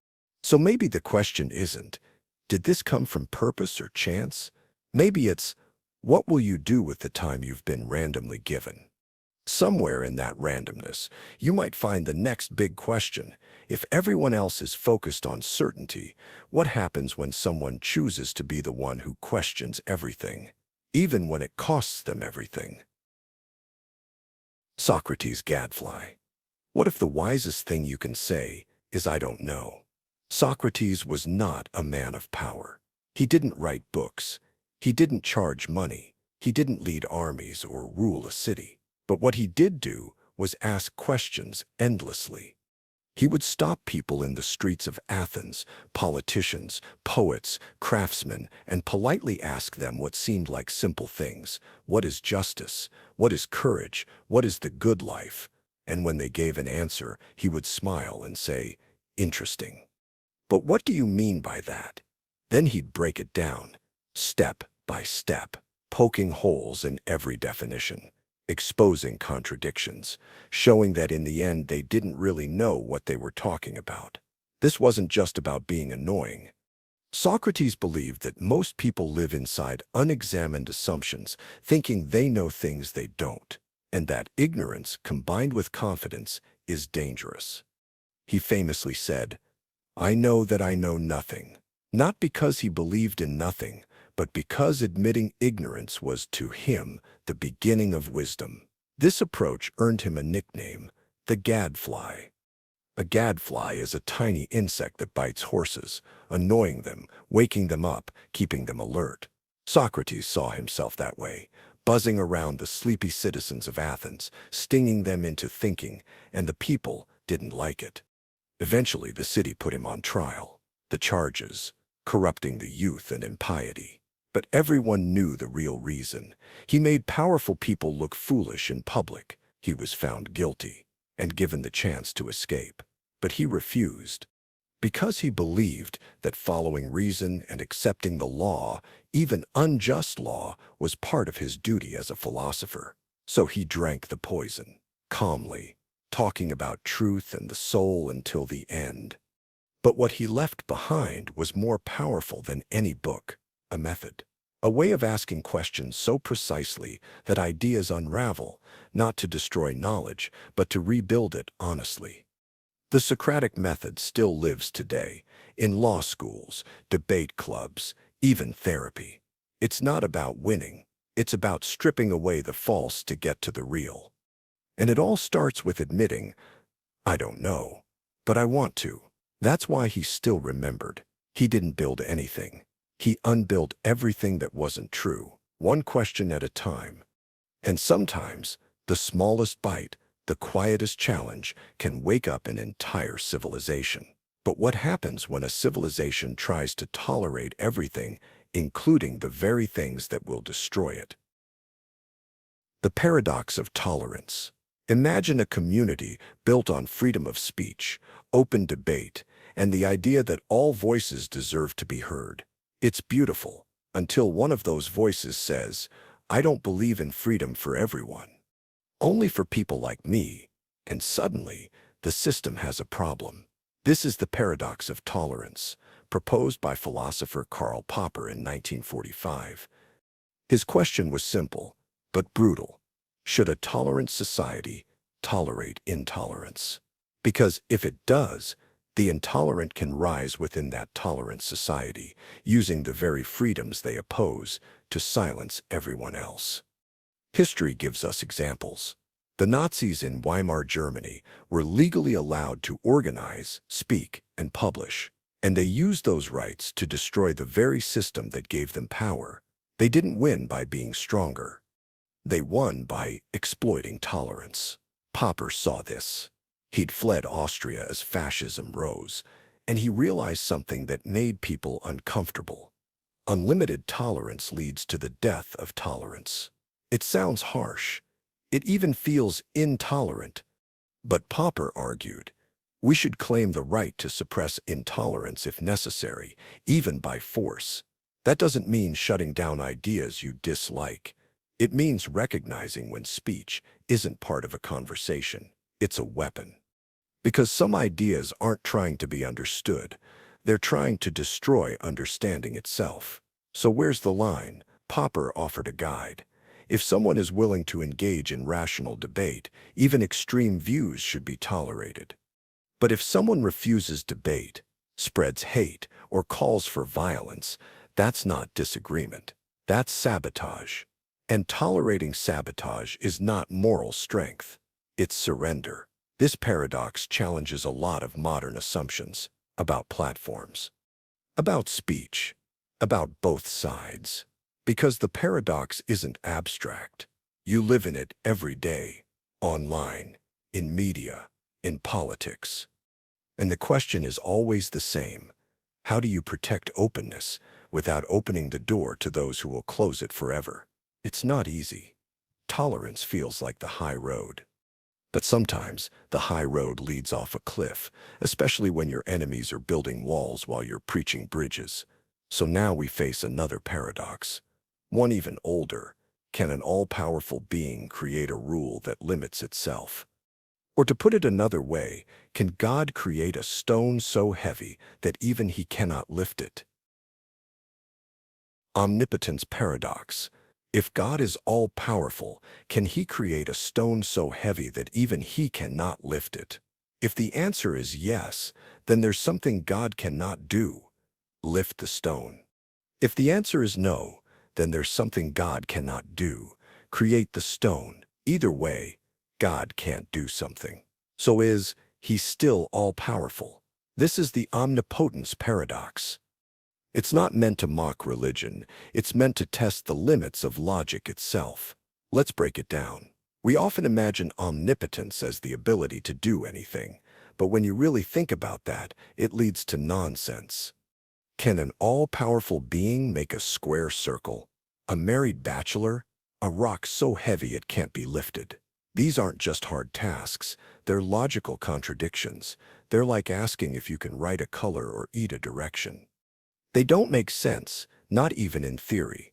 So some philosophers say, omnipotence doesn't mean doing the logically impossible. It means doing anything that can logically be done.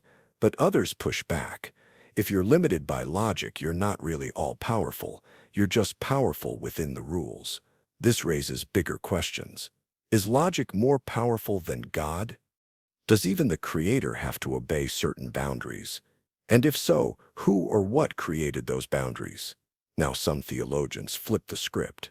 They argue God doesn't follow logic. God defines logic.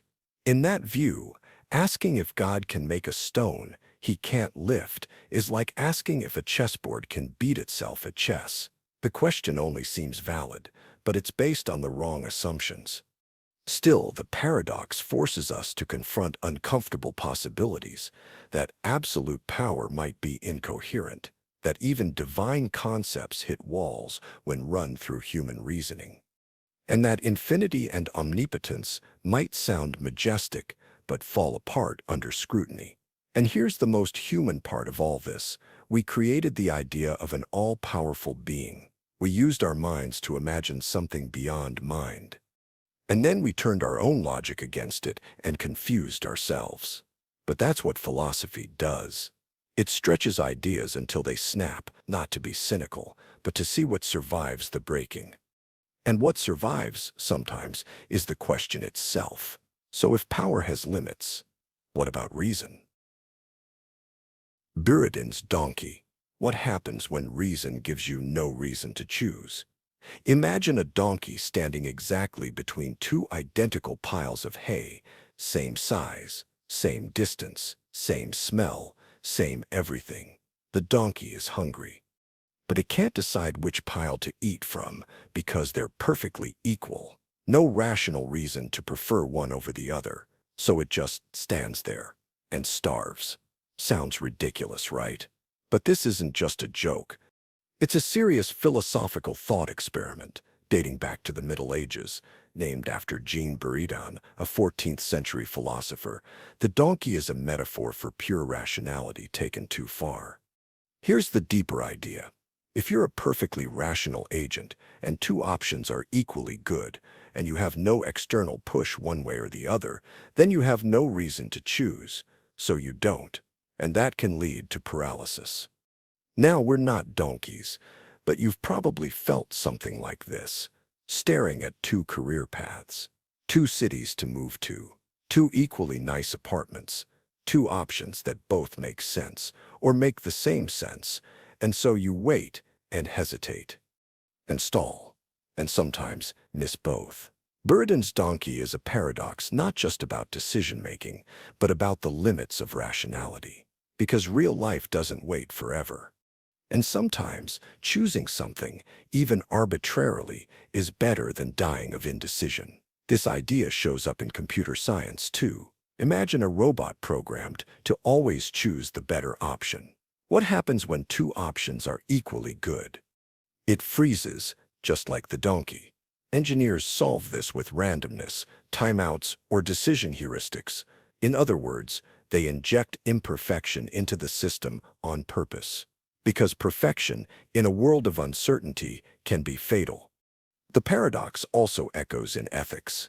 If two moral actions are equally good and you can't pick, is inaction still moral? Or in politics, if two candidates are equally flawed, does not voting make you noble or negligent?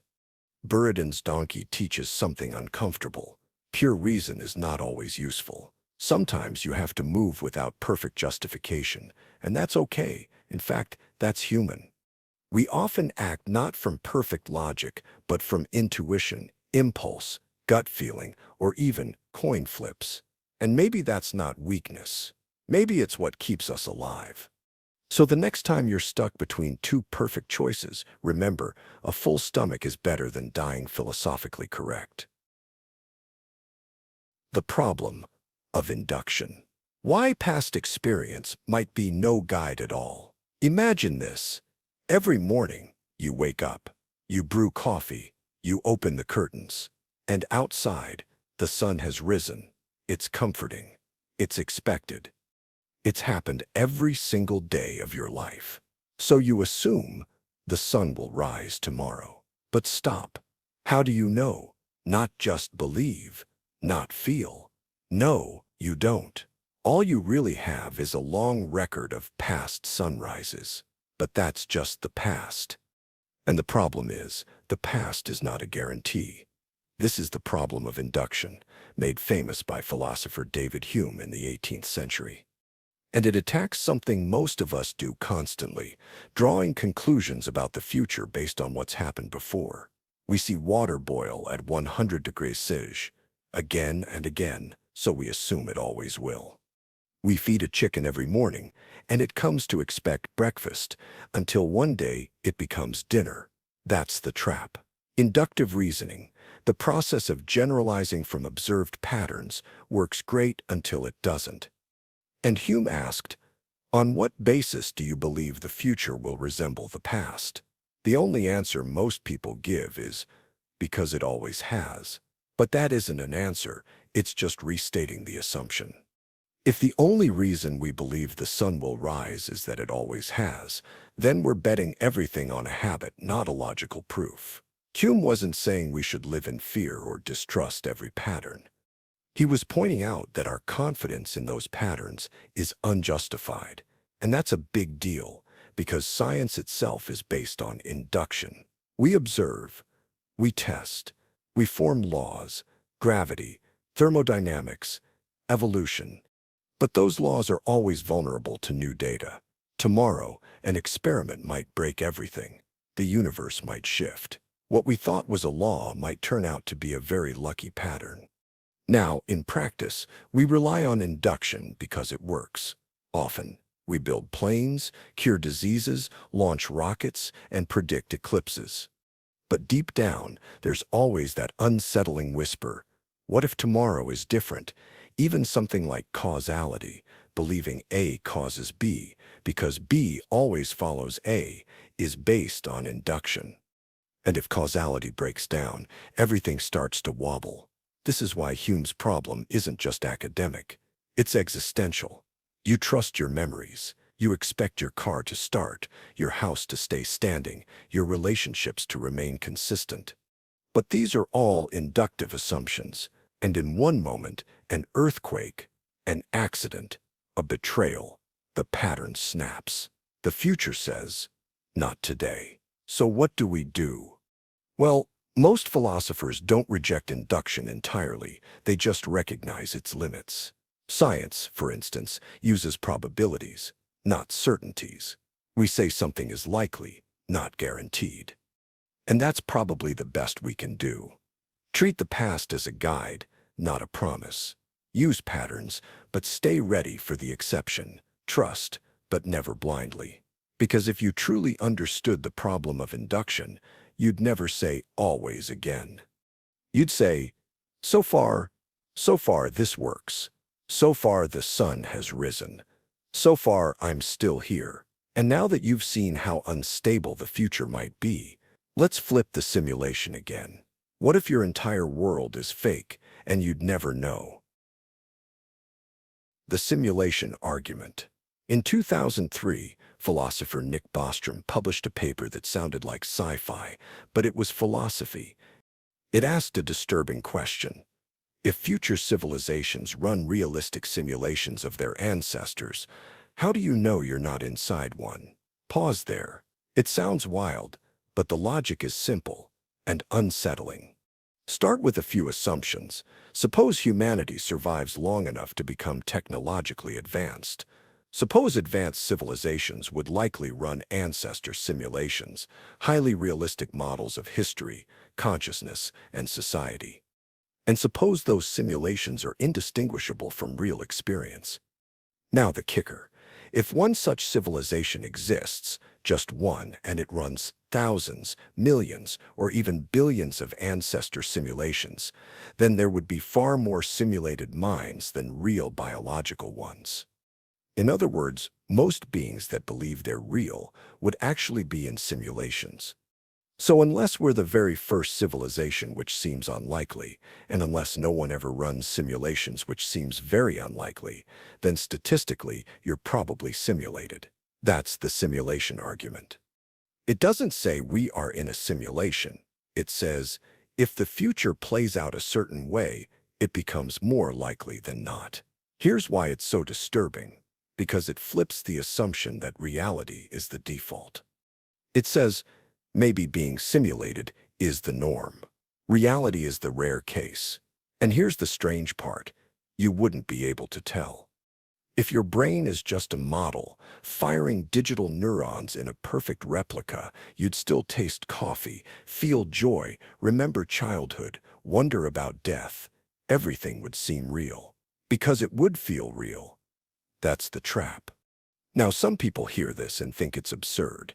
Others, including Elon Musk, Neil deGrasse Tyson, and many AI researchers, take it very seriously. Why?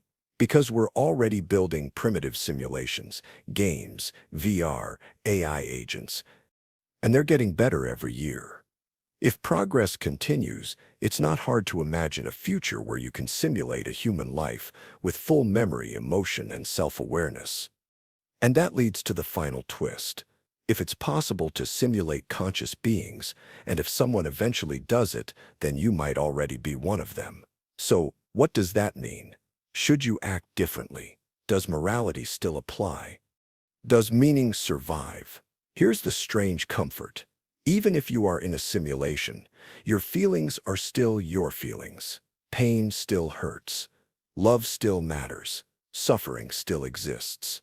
So whether you're made of atoms or algorithms, your experiences are still real to you, and that means your choices, simulated or not, still matter. But here's an even stranger twist. What if your reality is both real and not real? Let's talk about a famous cat, one that's alive and dead at the same time. Schrödinger's cat. Let's imagine a box. Inside this box is a cat. You don't know if it's alive or dead. But here's the twist. According to quantum physics, it's both. That's not metaphor. That's the literal interpretation of the math.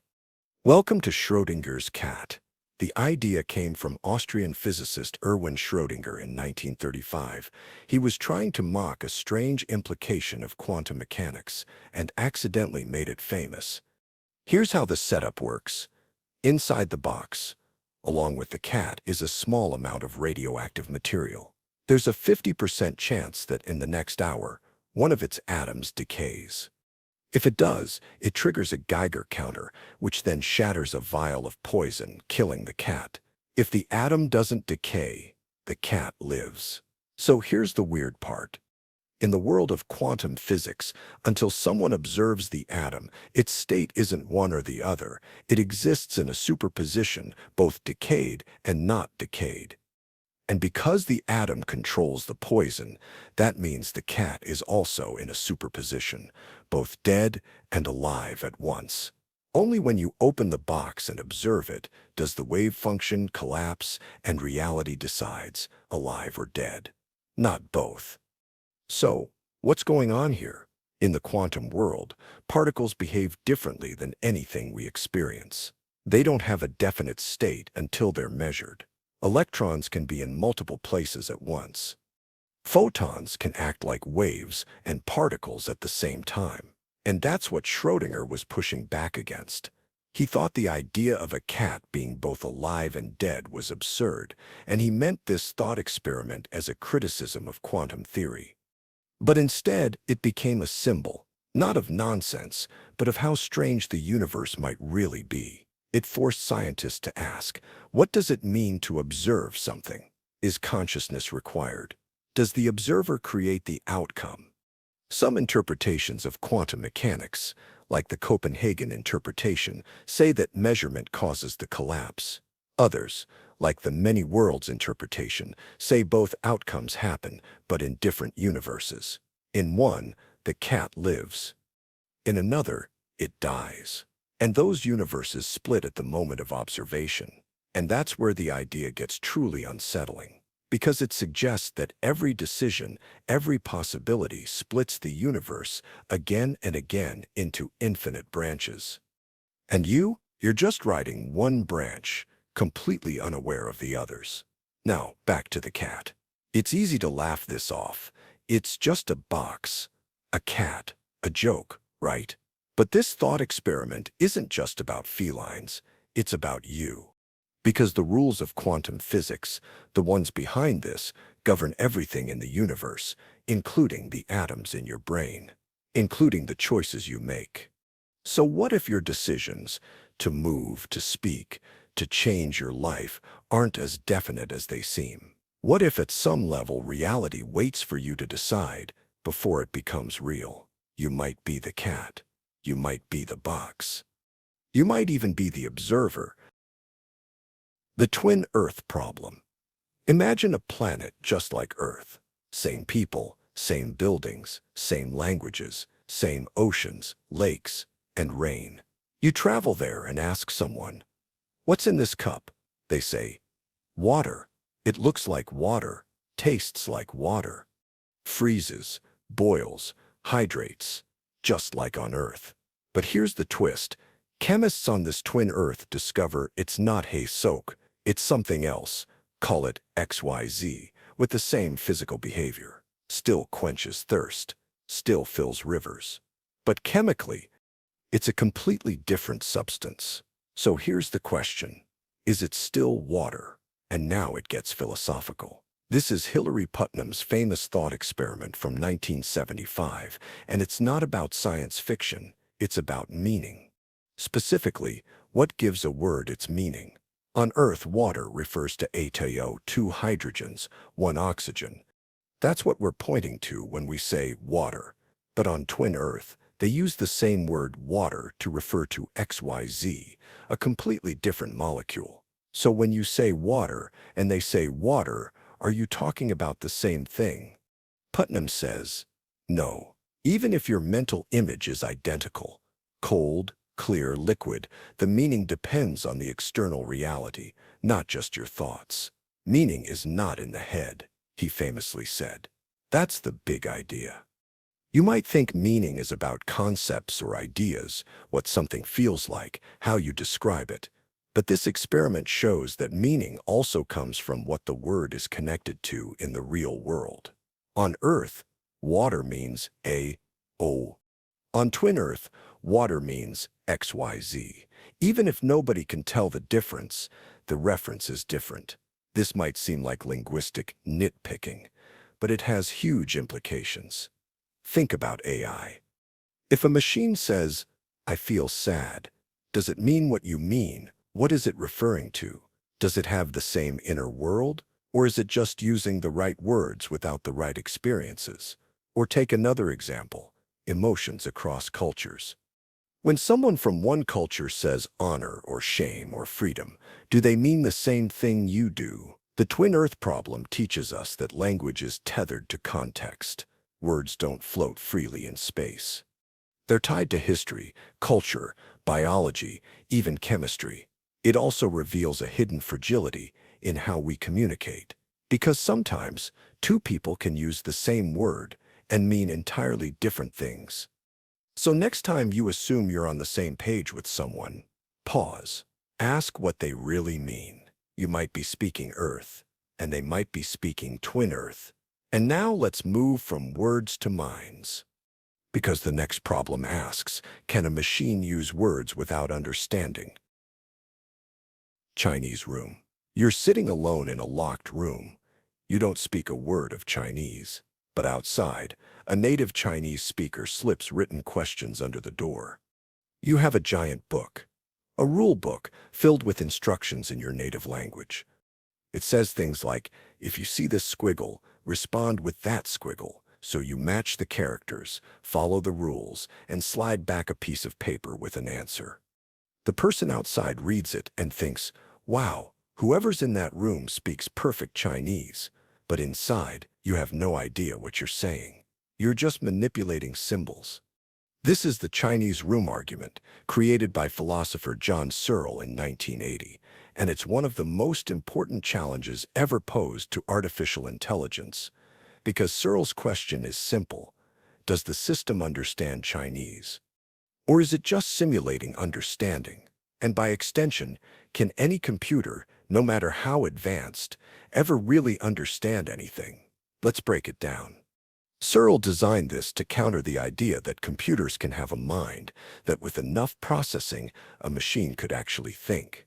At the time, the field of AI was exploding. Many believed that the brain was just an information processor, so if you build the right program, you'll get a mind. But Searle said no. A program can mimic understanding without having any. In the Chinese room, you, the human, are like the computer. The rulebook is the program. The room is the system. The inputs and outputs look convincing, but no understanding ever occurs. And this forces us to rethink what we mean by intelligence. If a chatbot responds like a human, does that mean it is intelligent, or just a very clever rule follower? Now, defenders of AI have pushed back. Some argue maybe the whole room, you, the rulebook, the process, does understand. Even if the parts don't, that's called the system's reply.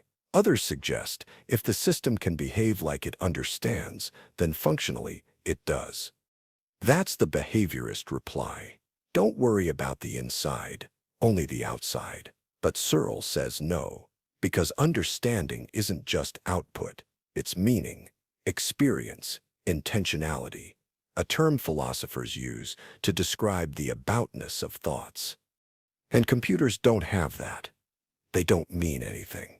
They don't know they're answering a question. They just follow instructions. Now, why does this matter? Because today, AI systems write essays, give advice, even pass medical exams. They can hold conversations, detect emotions, and compose symphonies. But according to Searle, they're still inside the Chinese room. No matter how human they sound, they don't actually know what they're saying. And that raises disturbing questions. If a machine says, "I love you," does it mean anything? If it apologizes, is there any regret? If it begs not to be turned off, should you listen? We're approaching a world where language can be faked perfectly, where performance and reality blur.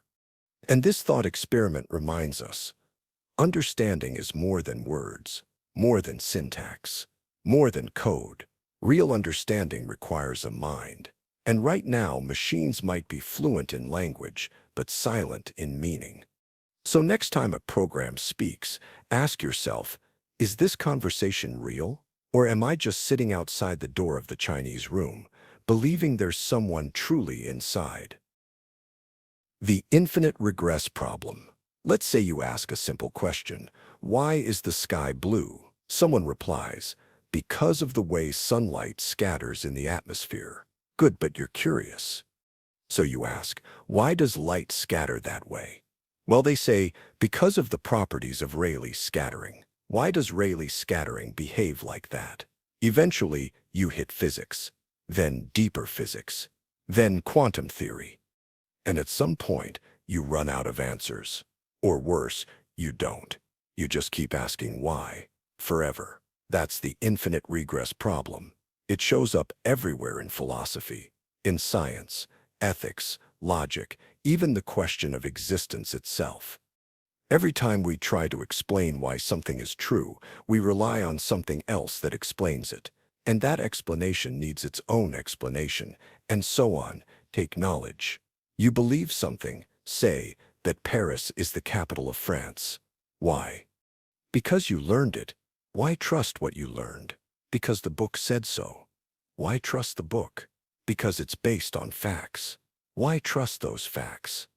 If every belief needs a justification, and every justification needs its own, then either you end up in an infinite loop, or you hit a wall and just say, that's where it stops. Neither option is satisfying. So philosophers asked, how do we break out of this? Some said, foundationalism is the answer. There are basic beliefs you don't need to justify, like I exist, or 224. All other beliefs are built on top of them. But how do you decide which beliefs are basic? Who decides they're exempt? Others said, go with coherentism. A belief doesn't need a foundation. It just needs to fit with everything else you believe. Your ideas support each other in a kind of web. No single thread holds it all, but the structure stays up. Still others embrace the infinite loop. They said, maybe explanations always go on forever. That's just how knowledge works. It's turtles all the way down. But the problem isn't just abstract. Think about morality. Why is killing wrong? Because it harms people. Why is harm bad? Because it causes suffering. Why is suffering bad? Eventually, you either repeat yourself or say it just is. And if you stop there, you've admitted your beliefs rest on something you can't justify. That's the discomfort of infinite regress. It doesn't just haunt knowledge. It haunts everything we claim to know, every truth, every rule, every system we build. It forces us to ask, where does explanation end? And do we really know anything if we can't say why it's true all the way down? Not every loop has an exit. The problem of evil. Why suffering challenges God? Why does a perfect God allow such a broken world? Here's one of the oldest, hardest questions humans have ever asked. If God is all-powerful and all good, why is there evil? Why do children die of cancer? Why do genocides happen? Why do people suffer endlessly, often for no reason at all? It's not just a theological question, it's a logical one, and it goes back to ancient times. The philosopher Epicurus framed it like this. Over 2,000 years ago, if God is willing to prevent evil, but not able, then he is not all-powerful. If he is able, but not willing, then he is not all good. If he is both able and willing, then whence cometh evil? That's the problem of evil. And to this day, no one has truly solved it. If you believe in a God who is all-powerful, omnipotent, all-knowing, omniscient, and all-good, omnibenevolent, then you're left with a paradox. The reality of pointless suffering doesn't fit the idea of a perfect God. Now, religious thinkers have tried many responses called theodicies. One of the most common is the free will defense. Evil exists because God gave humans free will, and some chose evil.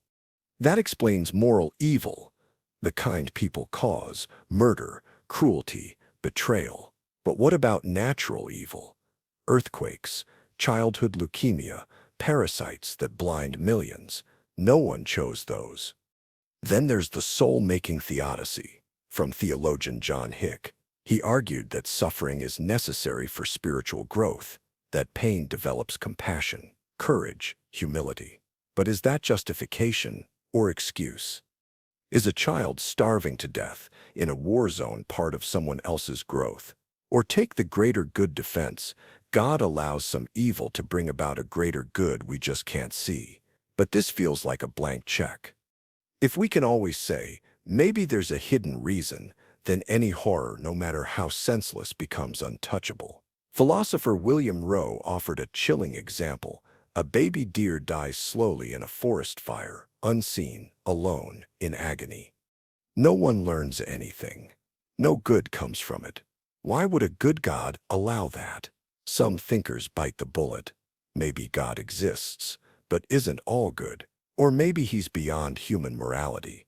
His goodness isn't like ours. But now we're twisting the definition of God. So far, we're no longer sure what we're defending.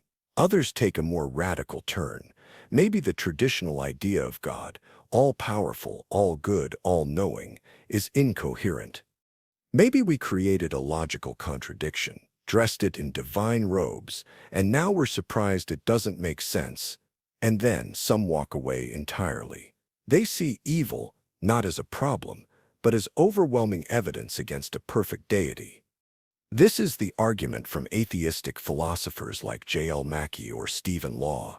If God exists, gratuitous suffering should not, but it does. Therefore, probably, he doesn't. But here's the thing. The problem of evil doesn't just shake faith. It haunts it. Because even if you believe, deeply, sincerely, you're still forced to ask, where was God in Auschwitz? Where is God in famine? Where is God in the face of unbearable grief? And even if you reject God entirely, the problem doesn't go away. Now you have a different kind of horror. A universe where suffering has no meaning at all. Where pain is just pain. Empty, pointless, cold. The problem of evil is not just about theology. It's about the terrifying gap between what is and what should be. And in that gap, we either search for answers or learn to live with none. Zeno's paradoxes, why motion shouldn't exist, why motion shouldn't be possible, and yet it is. Let's say you want to walk across a room. Simple enough, right? You just start walking. But a Greek philosopher named Zeno of Elea would stop you right there. Because, according to him, walking across a room is logically impossible. Here's why. Zeno's most famous paradox, called the dichotomy paradox, starts like this. To reach the other side of the room, first you have to get halfway there. Then, from that halfway point, you have to go halfway again. Then halfway again, and again, and again. There's always another halfway point to reach before you get to the end. So, logically, you'll never actually arrive. You'll just keep covering smaller and smaller distances forever. And yet, here you are, walking across rooms every day, not exploding from contradiction. So what's going on? This was Zeno's point. He wasn't actually denying motion. He was showing that our understanding of space, time, and continuity must be broken because when you think about motion logically, it falls apart. And he had other paradoxes too. In Achilles and the Tortoise, the legendary hero Achilles races a slow tortoise. To be fair, he gives the tortoise a head start. But as Achilles runs, the tortoise has moved forward just a bit. When Achilles reaches that new point, the tortoise has moved again and again.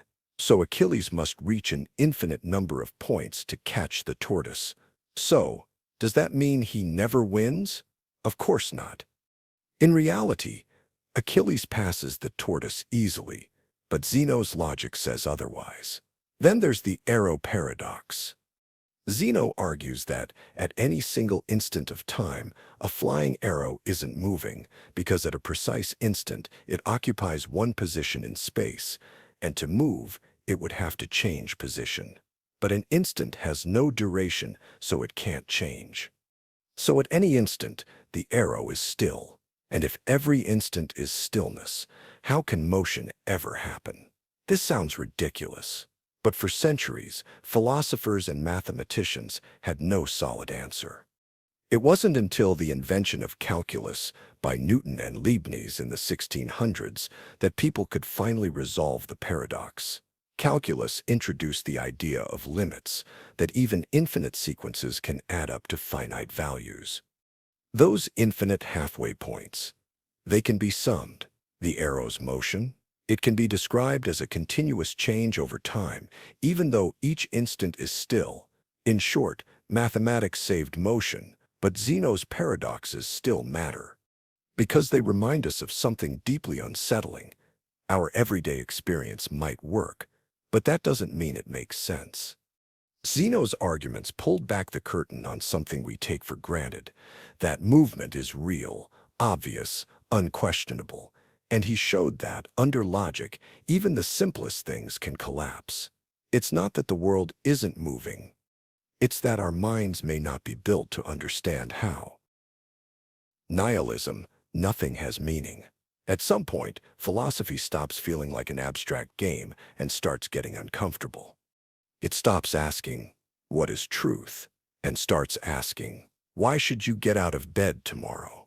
This next section is where philosophy becomes personal. These aren't just concepts.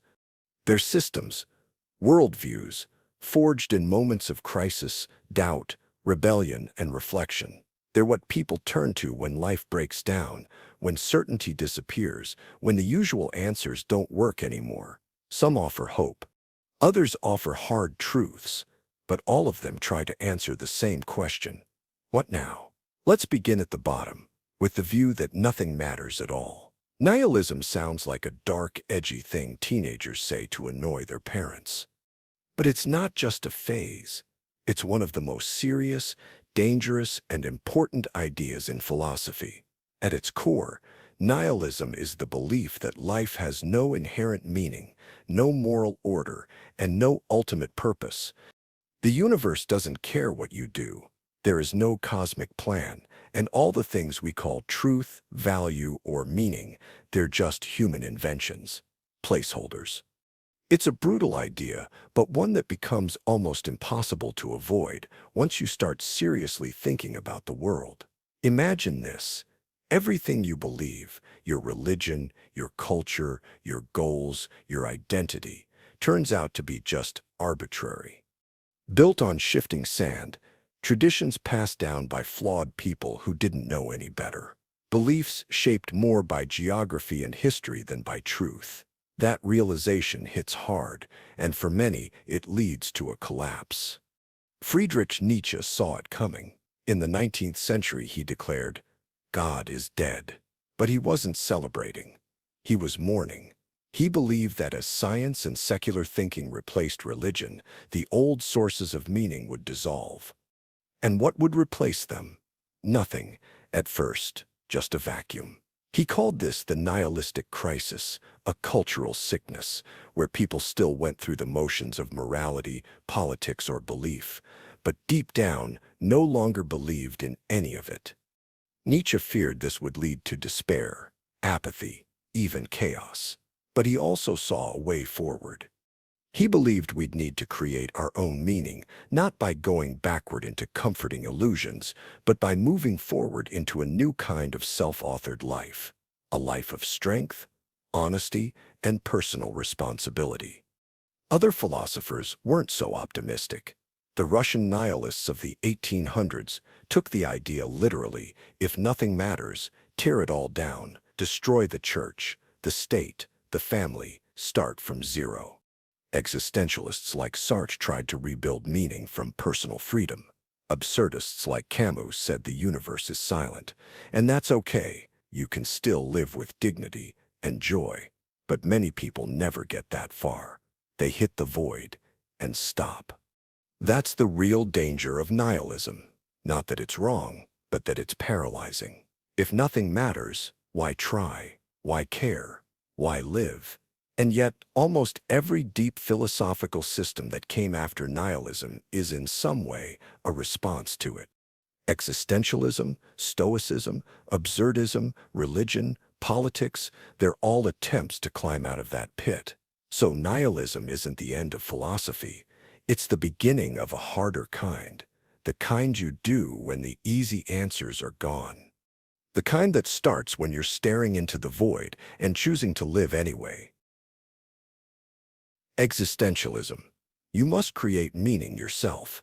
If nihilism is the cliff, the realization that life has no built-in meaning, then existentialism is the leap you take after. Not back into comfort, but forward into freedom. Existentialism begins with a brutal truth. There is no given purpose to your life, no script, no destiny, no external authority telling you what you're supposed to be. For some, that's terrifying. For others, it's liberating. Jean-Paul Sartre, one of the central figures of existentialism, put it bluntly: existence precedes essence. That means you're born first, a blank canvas, and only later do you become something. Who you are isn't handed to you. You construct it, one decision at a time. This was a radical shift. For most of history, people believed they had a fixed role, defined by religion, class, family, or tradition. Existentialism said, no, you are radically free. And with that freedom comes the weight of responsibility. Imagine you're in a room with 100 doors. No signs, no instructions, Just you and your choice. That's life, according to existentialism. You're the one who decides what matters. You're the one who assigns meaning, and you can't blame God, society, or your parents if you choose nothing. But this freedom isn't a party. It's a burden. Sartre called it anguish, the dizzying realization that every choice you make reflects your values, and in doing so, you're saying, this is what I think a human being should do. You're creating an example. You're shaping the world, not just yourself. That's why existentialists were obsessed with authenticity. Are you living in line with your own values, or are you just copying others, playing a role, hiding behind expectations? Simone de Beauvoir, another key existentialist, applied this to gender. She argued that womanhood, like all identities, isn't something you're born with. It's something you become through your actions. Existentialism wasn't just about abstract freedom. It was about how that freedom plays out in real lives, under real pressure. Albert Camus, who often gets grouped with existentialists but rejected the label, took a slightly different path. He focused on the absurd, the conflict between our desire for meaning and the universe's indifference. His most famous image is the myth of Sisyphus, a man condemned to push a boulder up a hill forever, only to watch it roll back down. Camus asks, what if we're all Sisyphus? What if life is absurd, repetitive, and ultimately pointless? His answer is shocking. We must imagine Sisyphus happy, because the act of rebellion, the refusal to give up, is where dignity lives. Even without meaning, we can choose how to face the absurd. Existentialism, at its heart, is about that choice. Not what you believe, not what system you follow, but how you live. Moment to moment. It doesn't promise answers. It doesn't offer comfort. What it gives you is worse and better responsibility. And in that responsibility, the freedom to become something real. Absurdism, Camus, and the struggle to live. At some point, you probably asked a question like, what's the point of any of this? Absurdism takes that question seriously and refuses to look away.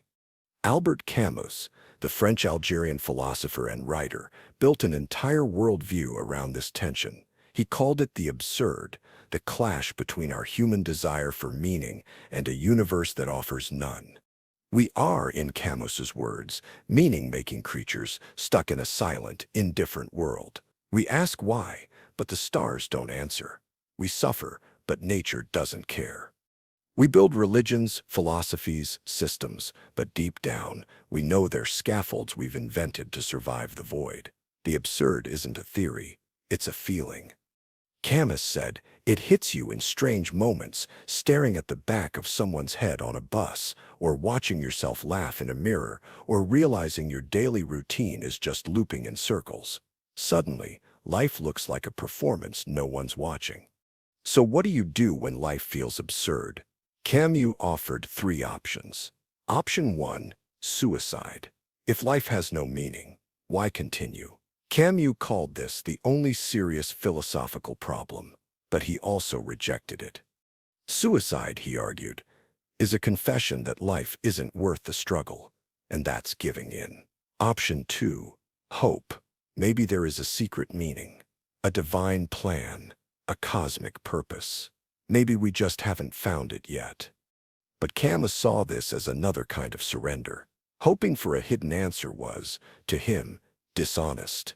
It meant refusing to face reality. Option 3, revolt. This was Camus's answer. Not despair, not illusion, but rebellion. To live with the absurd is to stare into the void and still choose to live. It means embracing the contradiction, knowing life has no fixed meaning, and yet still finding joy, beauty, love, and laughter in the middle of it. Camus used the story of Sisyphus to explain this. Sisyphus, you might remember, was condemned by the gods to roll a boulder up a hill forever, only to have it roll back down, pointless, eternal. Absurd. But Camus flips the story. He says, imagine Sisyphus smiling.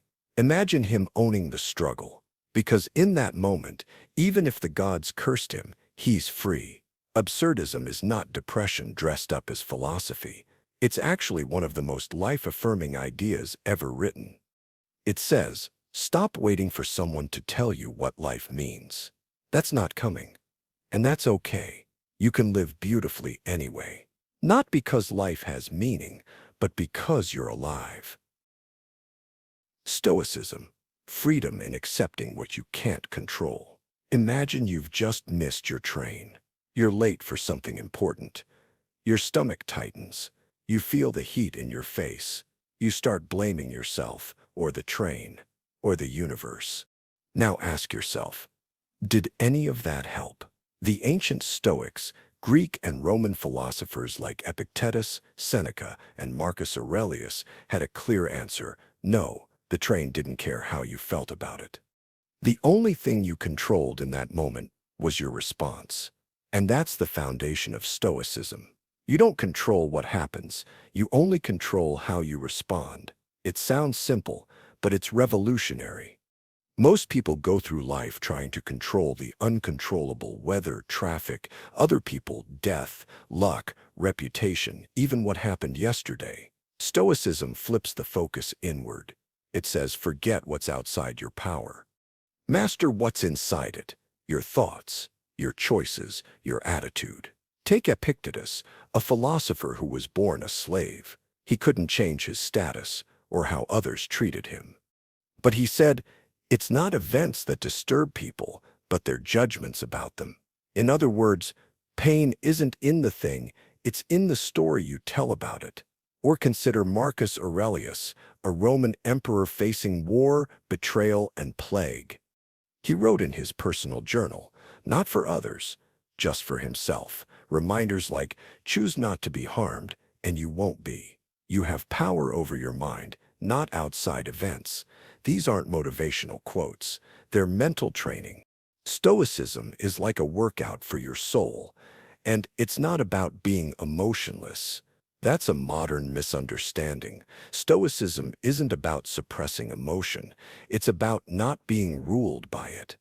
A Stoic still feels sadness, anger, fear, but they don't become those emotions.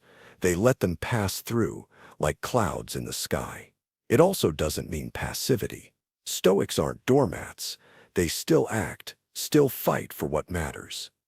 But they do it with calm, clarity, and courage, because they've already accepted the outcome might be beyond their control.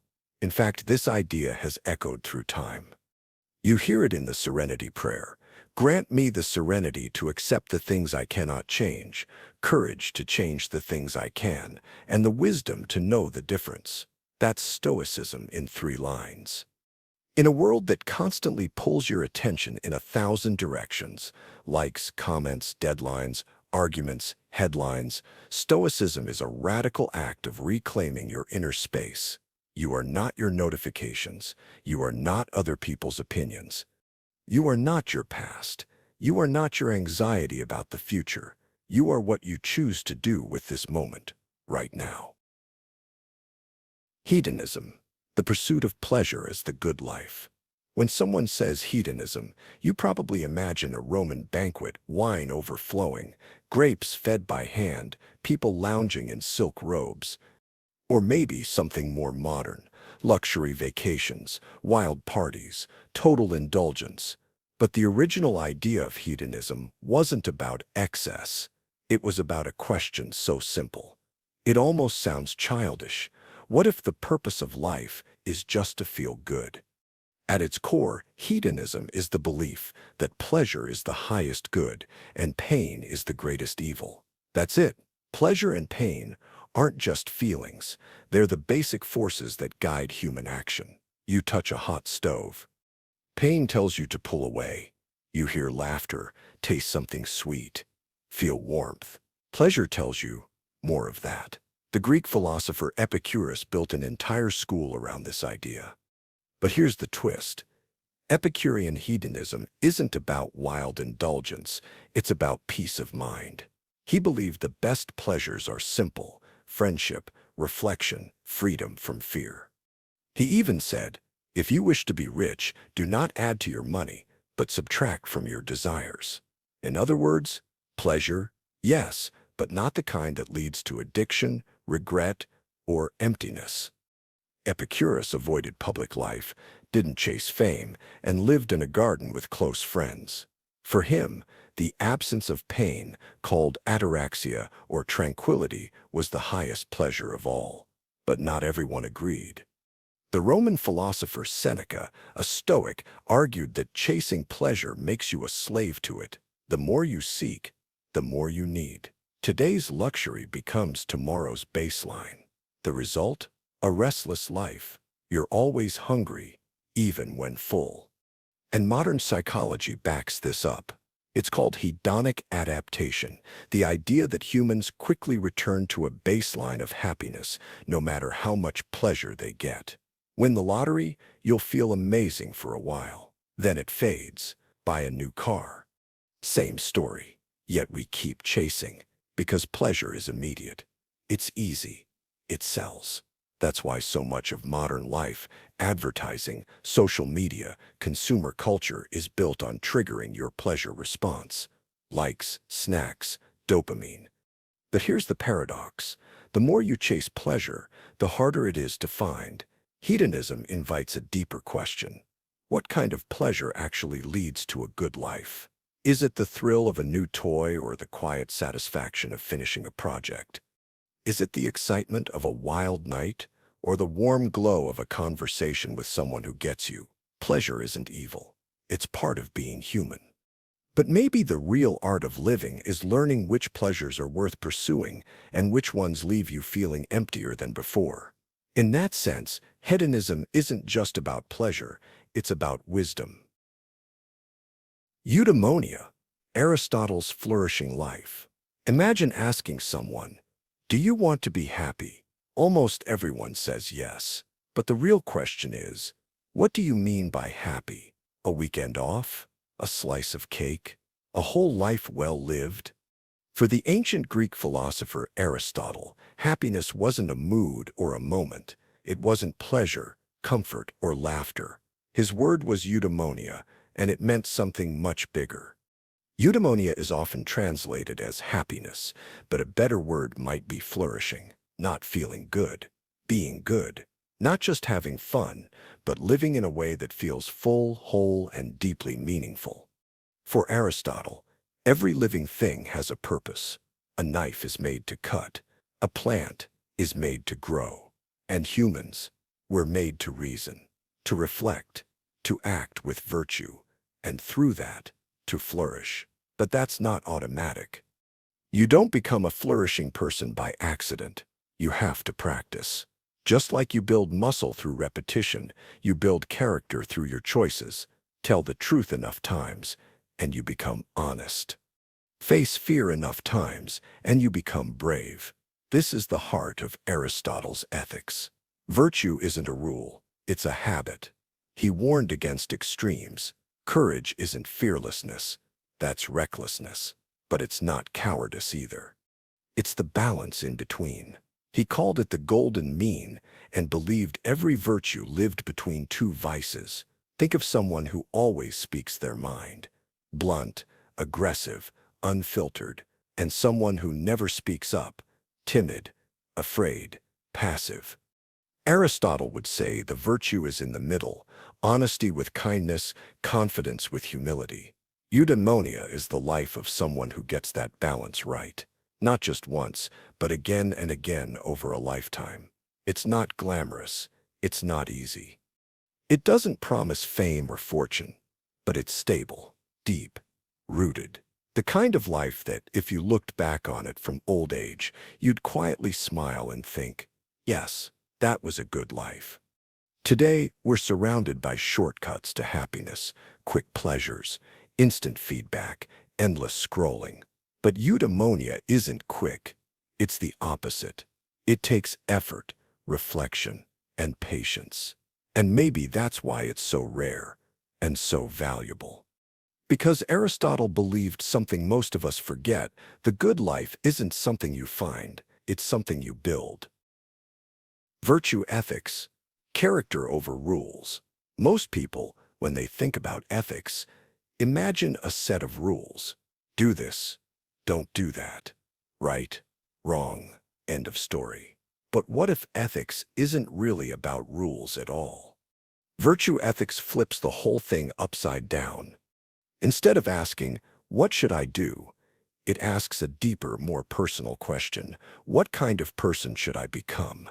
It's one of the oldest approaches to moral philosophy, dating back to Aristotle and the ancient Greeks, but it remains one of the most human, relatable, and quietly radical ideas in all of ethics. Because here's the thing. Rules can be broken. Circumstances change. Laws are written by flawed people. But character, that's yours. It lives in you. It shows up when no one's watching. Virtue ethics says that morality isn't about following commandments or calculating outcomes. It's about who you are when you make the choice. Think of a person you deeply respect, not for their success or intelligence, but for their integrity. Maybe it's a grandparent who always did the right thing, even when it was hard. Maybe it's a friend who tells the truth with kindness, who shows up when it matters, who has courage without ego. That's a virtuous person.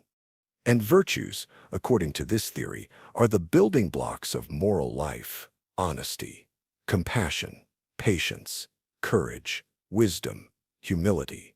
These aren't just traits, they're cultivated habits shaped through reflection, practice, and time. But unlike a checklist of rules, virtue is fluid. What's generous in one moment might be indulgent in another. What's honest in one situation might be hurtful in the wrong context. That's why virtue ethics emphasizes practical wisdom, the ability to sense what's right by living thoughtfully, not mechanically. And here's something subtle but profound. Being a good person isn't the same as doing good things. A villain can accidentally do something helpful. A saint can make a mistake. But the person who acts with virtue, consistently, through habits of thought and choice, that's the one to trust. Modern philosophy often finds virtue ethics too vague. It doesn't offer formulas. You can't run it through an algorithm. But that's also its strength. Because real life is messy, you won't always know which rule to follow. You won't always have time to weigh consequences. But you will always bring your character with you.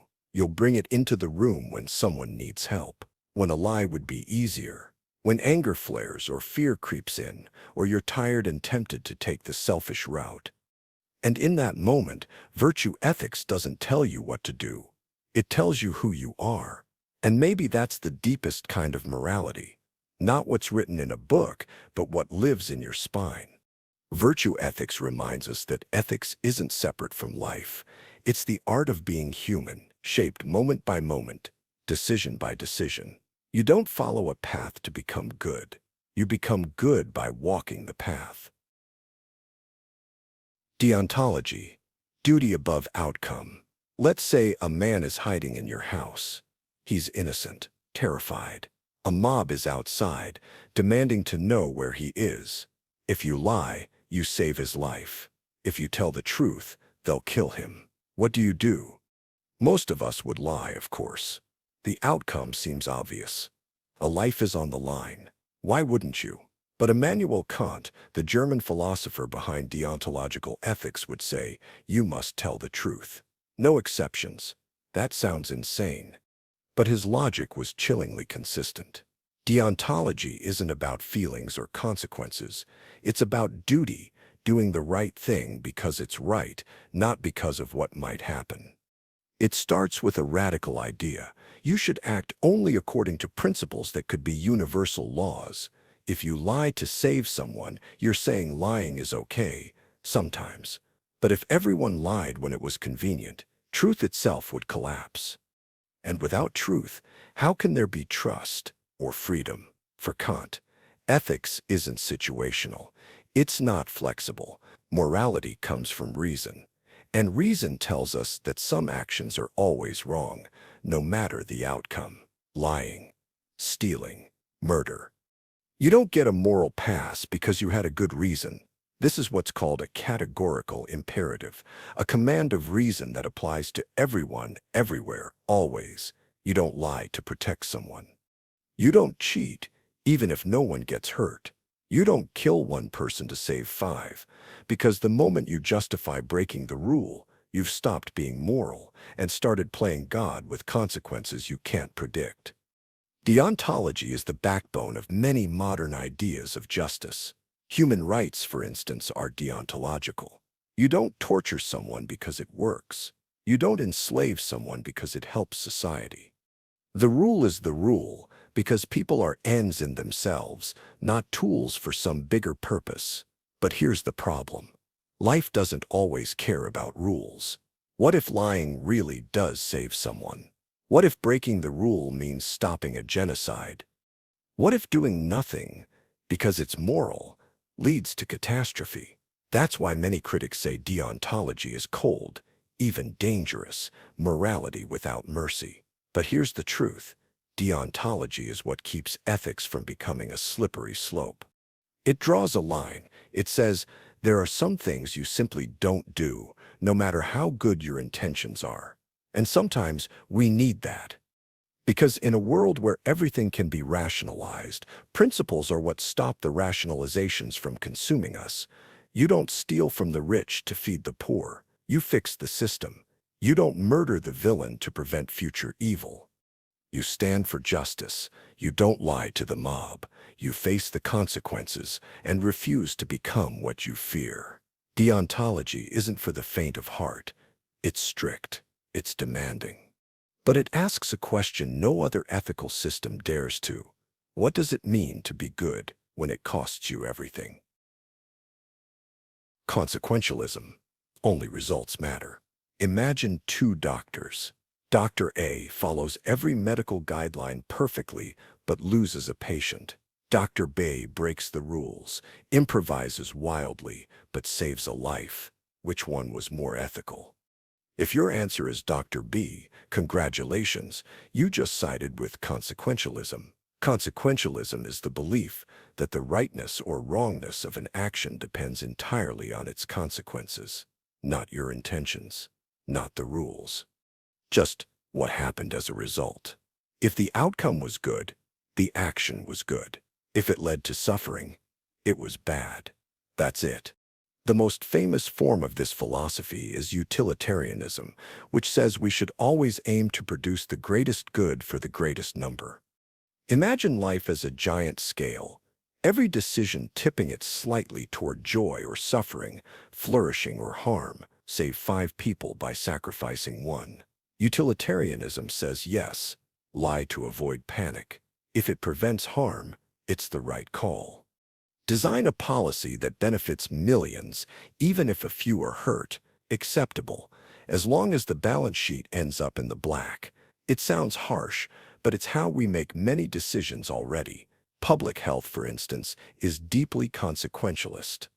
Vaccination programs, seatbelt laws, economic regulations, all based on statistical outcomes, not individual exceptions. Even war strategies often follow this logic. How can we lose the fewest lives overall? But this framework isn't just for policymakers. You use it every day. You choose not to confront a friend because the fallout might hurt more than the silence.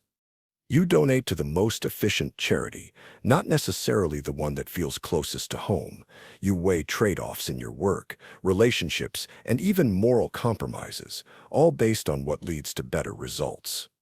Consequentialism gives you a clear compass, minimize suffering, maximize well-being. It's flexible, realistic, outcome-focused. And in a chaotic world, it often feels like the most practical approach to morality. But it has a dark side. What happens when good outcomes require horrible means? Can you justify torturing one person to extract information that might save a city? Would you sacrifice an innocent to preserve social order? What if the numbers work out, but your gut screams, no? That's the dilemma. If all that matters is consequences, then nothing is off limits, as long as it works. And how do you even measure outcomes? What's good for one person may be devastating for another. How far into the future do you calculate? How confident can you really be that your decision will lead to a better world? This is why critics say consequentialism can become cold, calculating, and blind to human dignity. But others argue, what's the alternative? Clinging to rules that don't work. Pretending intent matters more than reality. Consequentialism forces us to face a brutal truth. Doing the right thing might mean doing something terrible. If it prevents something worse, it doesn't ask you to be perfect. It asks you to take responsibility for the outcome. And that is often much harder. Moral luck, being judged for what you can't control. You're driving home one night, totally sober, careful, alert, out of nowhere. A child runs into the street. You hit the brakes. Too late. The child dies. Now imagine a second driver, exactly like you. Same attentiveness, same situation, except no one crosses their path. They arrive home safe, unaware of how close they came to a tragedy. Same actions, same intentions, different outcomes. So, who's morally responsible? This is the haunting idea behind moral luck, the uncomfortable possibility that we're judged not just for what we do, but for what happens, even when it's outside our control. It seems unfair. Morality is supposed to be about choice, right? If we didn't choose the outcome, how can we be praised or blamed? But in real life, we constantly blur this line. A surgeon whose patient dies is criticized far more than one who gets lucky, even if both followed the exact same procedure. A drunk driver who causes a crash is punished more harshly than one who makes it home without incident, even though the recklessness was identical. We don't just judge what people intend to do, we judge what happens because of them. And this reveals a terrifying truth. Our moral standing often hinges on luck. Philosopher Thomas Nagel laid this out clearly. He pointed to 4 kinds of luck: resultant luck, luck in how things turn out; circumstantial luck, luck in the situations you face; constitutive luck, luck in who you are, your personality, your upbringing; causal luck, the deeper randomness that shapes everything you do. Think about it. If you were raised in different circumstances, would you even be the kind of person who tries to do good? If you're praised for being brave, but you've never faced real danger, is that praise earned? If you avoided disaster, is it because of your choices or just timing? Moral luck collapses the illusion of total control. It says your character, your decisions, your fate, they're all entangled with forces you didn't choose. And that's deeply disturbing, because it means that being a good person isn't entirely up to you. It means we might be blaming the unlucky and celebrating the fortunate. It means justice, as we practice it, might be more emotional than fair. Yet we keep doing it, because we want responsibility to mean something. We want to believe that choice matters, that even in a chaotic world, people can still be held accountable for the ripple effects of their actions. But moral luck forces us to ask, what if our entire sense of justice is built on accidents? And if so, what kind of morality do we build from there? Relativism. Truth and morality as culture-bound. Imagine walking into a room where everyone greets each other by bowing deeply. You do it too, awkwardly, because it seems polite. Later, you're served a dish you find strange, but everyone else is enjoying it without question. You don't want to be rude, so you smile and eat. Now imagine you stayed in that culture long enough that those customs, once foreign, started to feel normal, comfortable, right. That's the heart of relativism. The idea that what we consider true, moral, or even real is shaped by the culture we live in. In one culture, eating with your hands is perfectly acceptable. In another, it's considered unclean. In one culture, eye contact is a sign of honesty. In another, it's seen as aggressive. In one society, individuality is the highest value. In another, loyalty to family or tribe comes first. So here's the question: who's right? According to relativism, that's not the right question, because there isn't a universal standard to appeal to. Morality isn't written in the stars. It's built over time by people, and different groups of people build it differently. This doesn't just apply to manners or food, it applies to deep questions too. Take justice. Some societies believe in harsh punishment as deterrence, others believe in rehabilitation. Or gender roles. What counts as appropriate behavior for men and women varies wildly across time and place. Or even truth itself. Some cultures value directness, others prize subtlety and silence. Relativism says, those differences aren't flaws, they're reflections of different histories, environments, and needs. There's no God's eye view that can declare one way objectively right. But this idea, as attractive as it is, comes with a sharp edge, because if all values are relative, can we ever condemn anything? If a culture normalizes oppression or violence, do we just say that's their truth? Can relativism justify everything, or does it risk excusing anything? Philosophers wrestle with this constantly. Cultural relativism promotes tolerance. It reminds us that our views are not the default. But moral relativism, the idea that no moral claim is ever objectively better than another, is trickier. It opens the door to humility, but also to paralysis. If we say every view is equally valid, we lose the ability to challenge cruelty or defend human rights. But if we insist on universal values, we risk imposing our own standards as if they were obvious truths when they're really just ours. So we live in a tension. Relativism reminds us to question our assumptions, to listen before judging. But it also forces us to face a haunting possibility. What if the ground we stand on, the very idea of right and wrong, is just a floating island in a sea of cultures, each with its own compass? And if that's true, how do we ever know what's right? Or is that a question without an answer? Universalism, values that transcend time and place. Imagine you find a stranger crying on the street. You don't speak their language, you don't know their culture, but something in you understands. They're in pain. You want to help. That impulse, some say, is the foundation of universalism, the belief that certain values are not relative, but shared, deep down, by all human beings.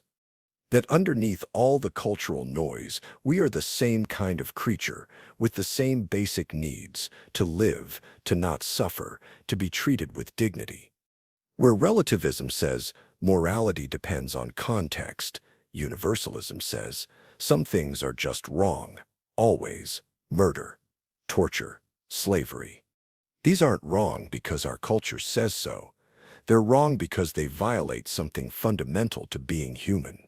It doesn't matter if a society permits them. It doesn't matter if they've been normalized. Some actions, universalists argue, are violations of human dignity, no matter what the customs say. That's why universalism is the backbone of things like human rights law. The idea that no country, no culture, no government gets to redefine what counts as treatment too cruel. It's why war crimes are punished, not just by individual nations, but by international courts. It's why slavery is illegal in every recognized government on Earth, even if it still exists in the shadows. But where do these universal values come from? Some say they come from reason, that any rational person, thinking clearly, would come to the same moral conclusions. Others say they come from shared biology, that empathy, fairness, and cooperation are hardwired into our species because they help us survive. And some point to spiritual roots, that universal truths were revealed by religion or God, even if different cultures interpret them differently. Of course, universalism has its critics. People argue that what looks like a universal value is often just a dominant culture exporting its morals. Is free speech a universal right? Or a Western idea? Is monogamy a natural moral structure or a social construction? Still, the push for universalism often comes from a very human impulse, the desire to protect others, to draw a line in the sand and say, no matter where you are, no one should have to suffer this. It's what allowed the world to condemn apartheid, to criminalize genocide, to agree, even imperfectly, that some things must never be done to another human being. And so, while cultures may vary endlessly in customs and beliefs, universalism holds on to a single hope, that beneath the surface there's something in all of us that already knows what's right, even if we sometimes forget. Social contract. Why we obey society. Why don't you run every red light? Why do you pay taxes, stand in lines, obey laws, or even stop at crosswalks when no one's watching? It's not because there's always a cop nearby. It's because, whether you realize it or not, you've entered into something called the social contract. The social contract is one of the most influential ideas in political philosophy. It's the invisible agreement that says, I'll give up some of my freedoms if everyone else does too, and in return we'll all be safer, freer, and better off together. The idea goes back centuries, but it really took shape during the Enlightenment, with thinkers like Thomas Hobbes, John Locke, and Jean-Jacques Rousseau, each offering their version. For Hobbes, life without a social contract, in the so-called state of nature, was brutal, a constant fight for survival. Solitary, poor, nasty, brutish, and short. In his view, people needed a powerful authority, a leviathan, to keep them from destroying each other. You give up some freedom, yes, but in exchange, you get peace. Locke, on the other hand, saw people as more reasonable. He believed the social contract wasn't just about avoiding chaos. It was about protecting natural rights, life, liberty, and property. Government, for him, was a servant of the people, not their master. And if it failed to protect their rights, people had the right to overthrow it. Then there's Rousseau. He argued that civilization itself had corrupted people, and the social contract was supposed to restore freedom, not by letting everyone do whatever they want, but by creating a general will, a shared commitment to the common good, where true freedom means obeying laws you've helped create. So, is the social contract real? Not in a literal, signed-on-paper way. It's more like a philosophical metaphor, an explanation for why we obey rules, pay taxes, and follow laws even when they annoy us. It's the basis for everything from constitutions to civil rights to the idea of voting as a civic duty. But here's where things get tricky. What if the contract isn't fair? What if it excludes some people? If you're born into poverty, oppression, or systemic discrimination, did you ever really agree to this contract? Modern thinkers ask whether marginalized groups were ever truly part of the deal. Is it still a contract if you didn't get to negotiate the terms? And yet, despite all its problems, the social contract remains a powerful idea, not because it's perfect, but because it explains something we all feel, that society only works if we all cooperate. If we all trust that others will follow the rules too, and that somewhere between chaos and tyranny, there's a fragile balance where people can live together without destroying one another. A contract we never signed, but somehow still live by. Anarchy, the rejection of imposed order. Most people hear the word anarchy and picture chaos, riots, looting, everything falling apart. But that's not what political anarchists actually mean. At its core, anarchy isn't about disorder. It's about rejecting imposed authority, especially the kind backed by force, like governments, police, or military. Anarchism asks, do we really need rulers to live together peacefully, or have we just been taught to believe we do? Anarchists argue that most systems of power are not only unnecessary, they're harmful. Governments, they say, concentrate power in the hands of a few and rely on violence to maintain order. Even democratic states, with all their rules and elections, still rest on coercion. You don't choose to pay taxes or follow laws. You're forced to. Instead, anarchists imagine a society built on voluntary cooperation, communities where people work together, not because they're told to, but because they want to. They envision local, decentralized systems, mutual aid networks, collective decision-making, and shared responsibility. Not chaos, but self-organization without top-down control. Historically, Anarchist ideas have fueled revolutions and experiments around the world, from 1930s Spain, where anarchist groups organized entire regions without formal government, to modern-day movements like Occupy Wall Street or certain digital communities that govern themselves. Of course, critics ask the obvious: can it really work? What about crime, inequality, or freeloaders? Anarchists reply that those problems exist within government systems too, often because of them. Anarchy isn't a call to tear everything down. It's a question. What if freedom means more than just voting? What if real order can emerge without someone in charge? It's not a blueprint. It's a challenge to the assumption that control is the only way to create peace. Utilitarianism, the greatest good for the greatest number. Imagine you're standing by a railway switch. A train is headed toward 5 workers who can't hear it coming. If you flip the switch, it'll change tracks and hit just 1 worker instead. What do you do? This isn't just a thought experiment. It's the foundation of one of the most influential moral systems in history, utilitarianism. At its core, utilitarianism says that the right action is the one that produces the most happiness or the least suffering for the greatest number of people. That's it. Simple, logical, and deeply controversial. The idea came into focus during the Enlightenment, with philosophers like Jeremy Bentham and John Stuart Mill.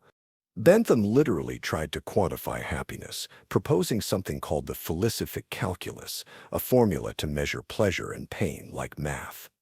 Mill refined the theory, arguing that some pleasures are higher than others. Reading a novel, for example, is more valuable than eating cake. Utilitarianism is powerful because it cuts through rules, traditions, and feelings. It asks, what will actually do the most good? Not what feels right. Not what follows a commandment, but what makes people's lives better overall. That's why it's so popular in fields like public policy, economics, and medicine. Should we fund a cancer treatment that saves 1 life, or vaccines that help millions? A utilitarian picks the second, even if it feels cold. But here's the tension. What if doing the greatest good means sacrificing someone innocent?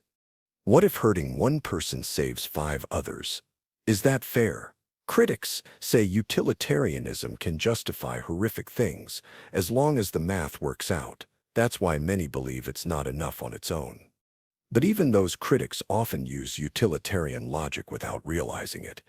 It's in every debate about fairness, every cost-benefit analysis, every decision about who gets what. You may not call yourself a utilitarian, but your reasoning probably is. Kant's categorical imperative, rules that bind us all. Immanuel Kant had a problem with the way people justified their actions. Too often, morality seemed based on feelings, consequences, or what society says. For Kant, none of that was good enough. He believed there must be a universal rule, a law of morality that applies to everyone, always, no exceptions. Something so rational, so self-evident, that even if you were the only person alive, you'd still feel obligated to follow it. He called it the categorical imperative. Sounds complicated, but here's the heart of it. Act only according to that maxim whereby you can at the same time will that it should become a universal law. Translated, only do something if you'd be okay with everyone doing the exact same thing. Want to lie to get out of trouble? Imagine a world where everyone lies when it's convenient. Trust collapses. Communication becomes meaningless. So, you shouldn't lie. Not because of the consequences, but because the logic breaks when universalized. Kant wasn't interested in outcomes. To him, intentions mattered more. Doing the right thing for the wrong reason doesn't count. If you help someone just to look good, you're not moral, you're calculating. True morality, he said, comes from duty, doing the right thing because it's right. He also said we must treat people as ends, not means. You can't use someone just to get what you want. Every person has dignity, not a price tag. You wouldn't borrow money you knew you couldn't repay, because you'd be using that person's trust. That's a violation. Kant's view is demanding, brutally so. There's no "it depends," no "for a good cause," no "but I had no choice." It's rigid, abstract, and hard to live by. But it also offers something powerful, a world where morality isn't a negotiation. It's a structure, a backbone. Even if you disagree, the categorical imperative lingers in how we teach kids right from wrong. What if everyone did that? It's Kant, still whispering in the background. Nietzsche's will to power, life as striving beyond morality. Friedrich Nietzsche didn't believe life was about happiness, or duty, or even truth. He thought life was about one thing: power, but not political power or domination over others. What he meant was deeper. He called it the will to power, the drive to grow, to overcome, to become more than you are. In nature, every living thing pushes outward. Trees reach for the light, animals fight for territory, humans strive to create, to conquer fear, to transform themselves. Nietzsche believed this inner striving, not survival or pleasure, was the true engine of life. That's why he rejected traditional morality.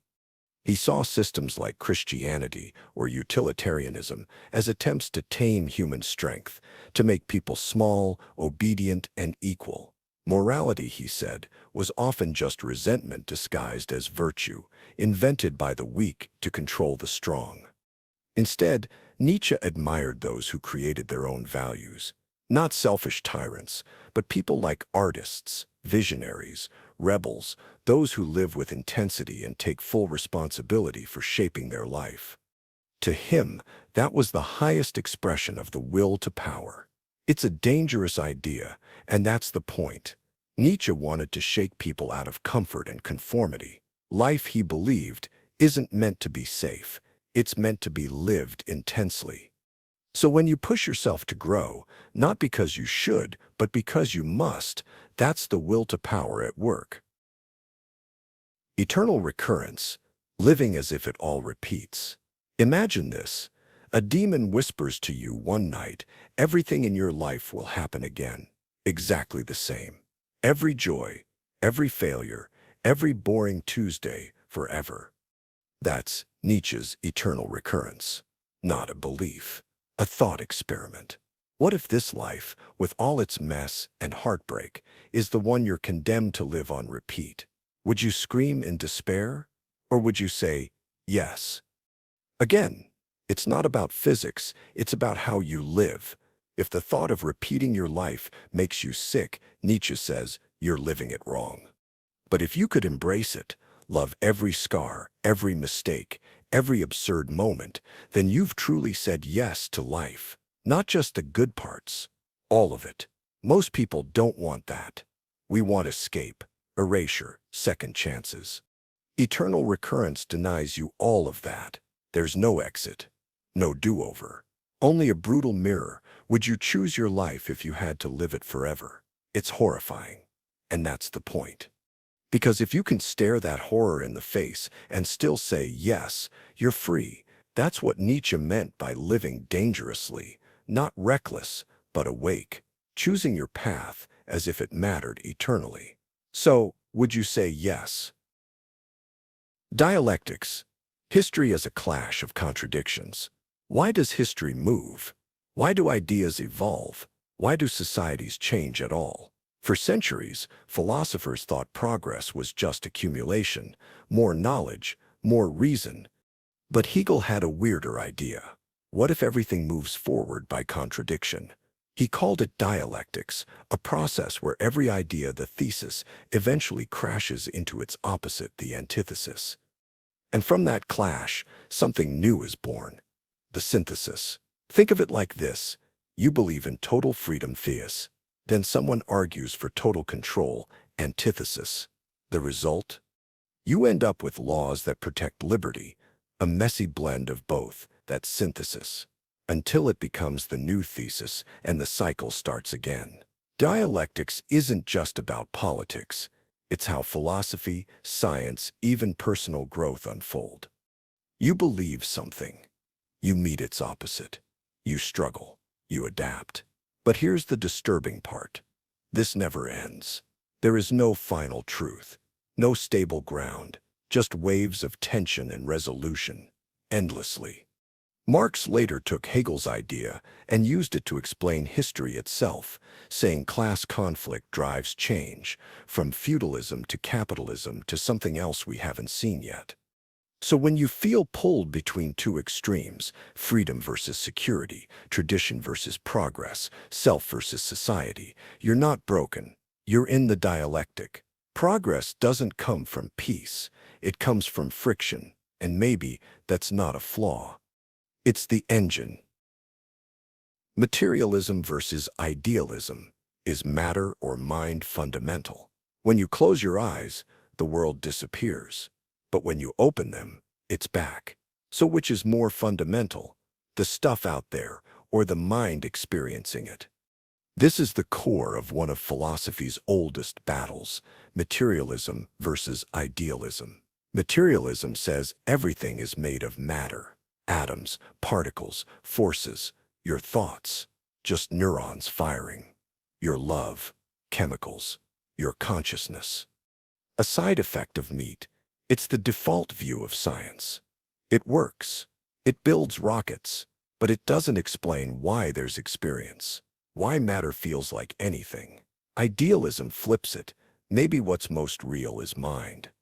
Maybe matter is just a story the mind tells itself, like a dream you can't wake up from. That's what thinkers like George Berkeley claimed. He said, "To be is to be perceived." If no one sees the tree fall, not only does it not make a sound, maybe it doesn't exist at all. Sound insane? It might be. But idealism solves something. Materialism can't. Why there's a you inside your skull, instead of just cold machinery. And neither side wins, because even today, we don't know what consciousness is. We don't know if mind comes from matter, or if matter is just a hallucination in mind. So when you touch the world, ask yourself, are you touching something real or just imagining that you are? The war between matter and mind is still going, and you're stuck in the middle.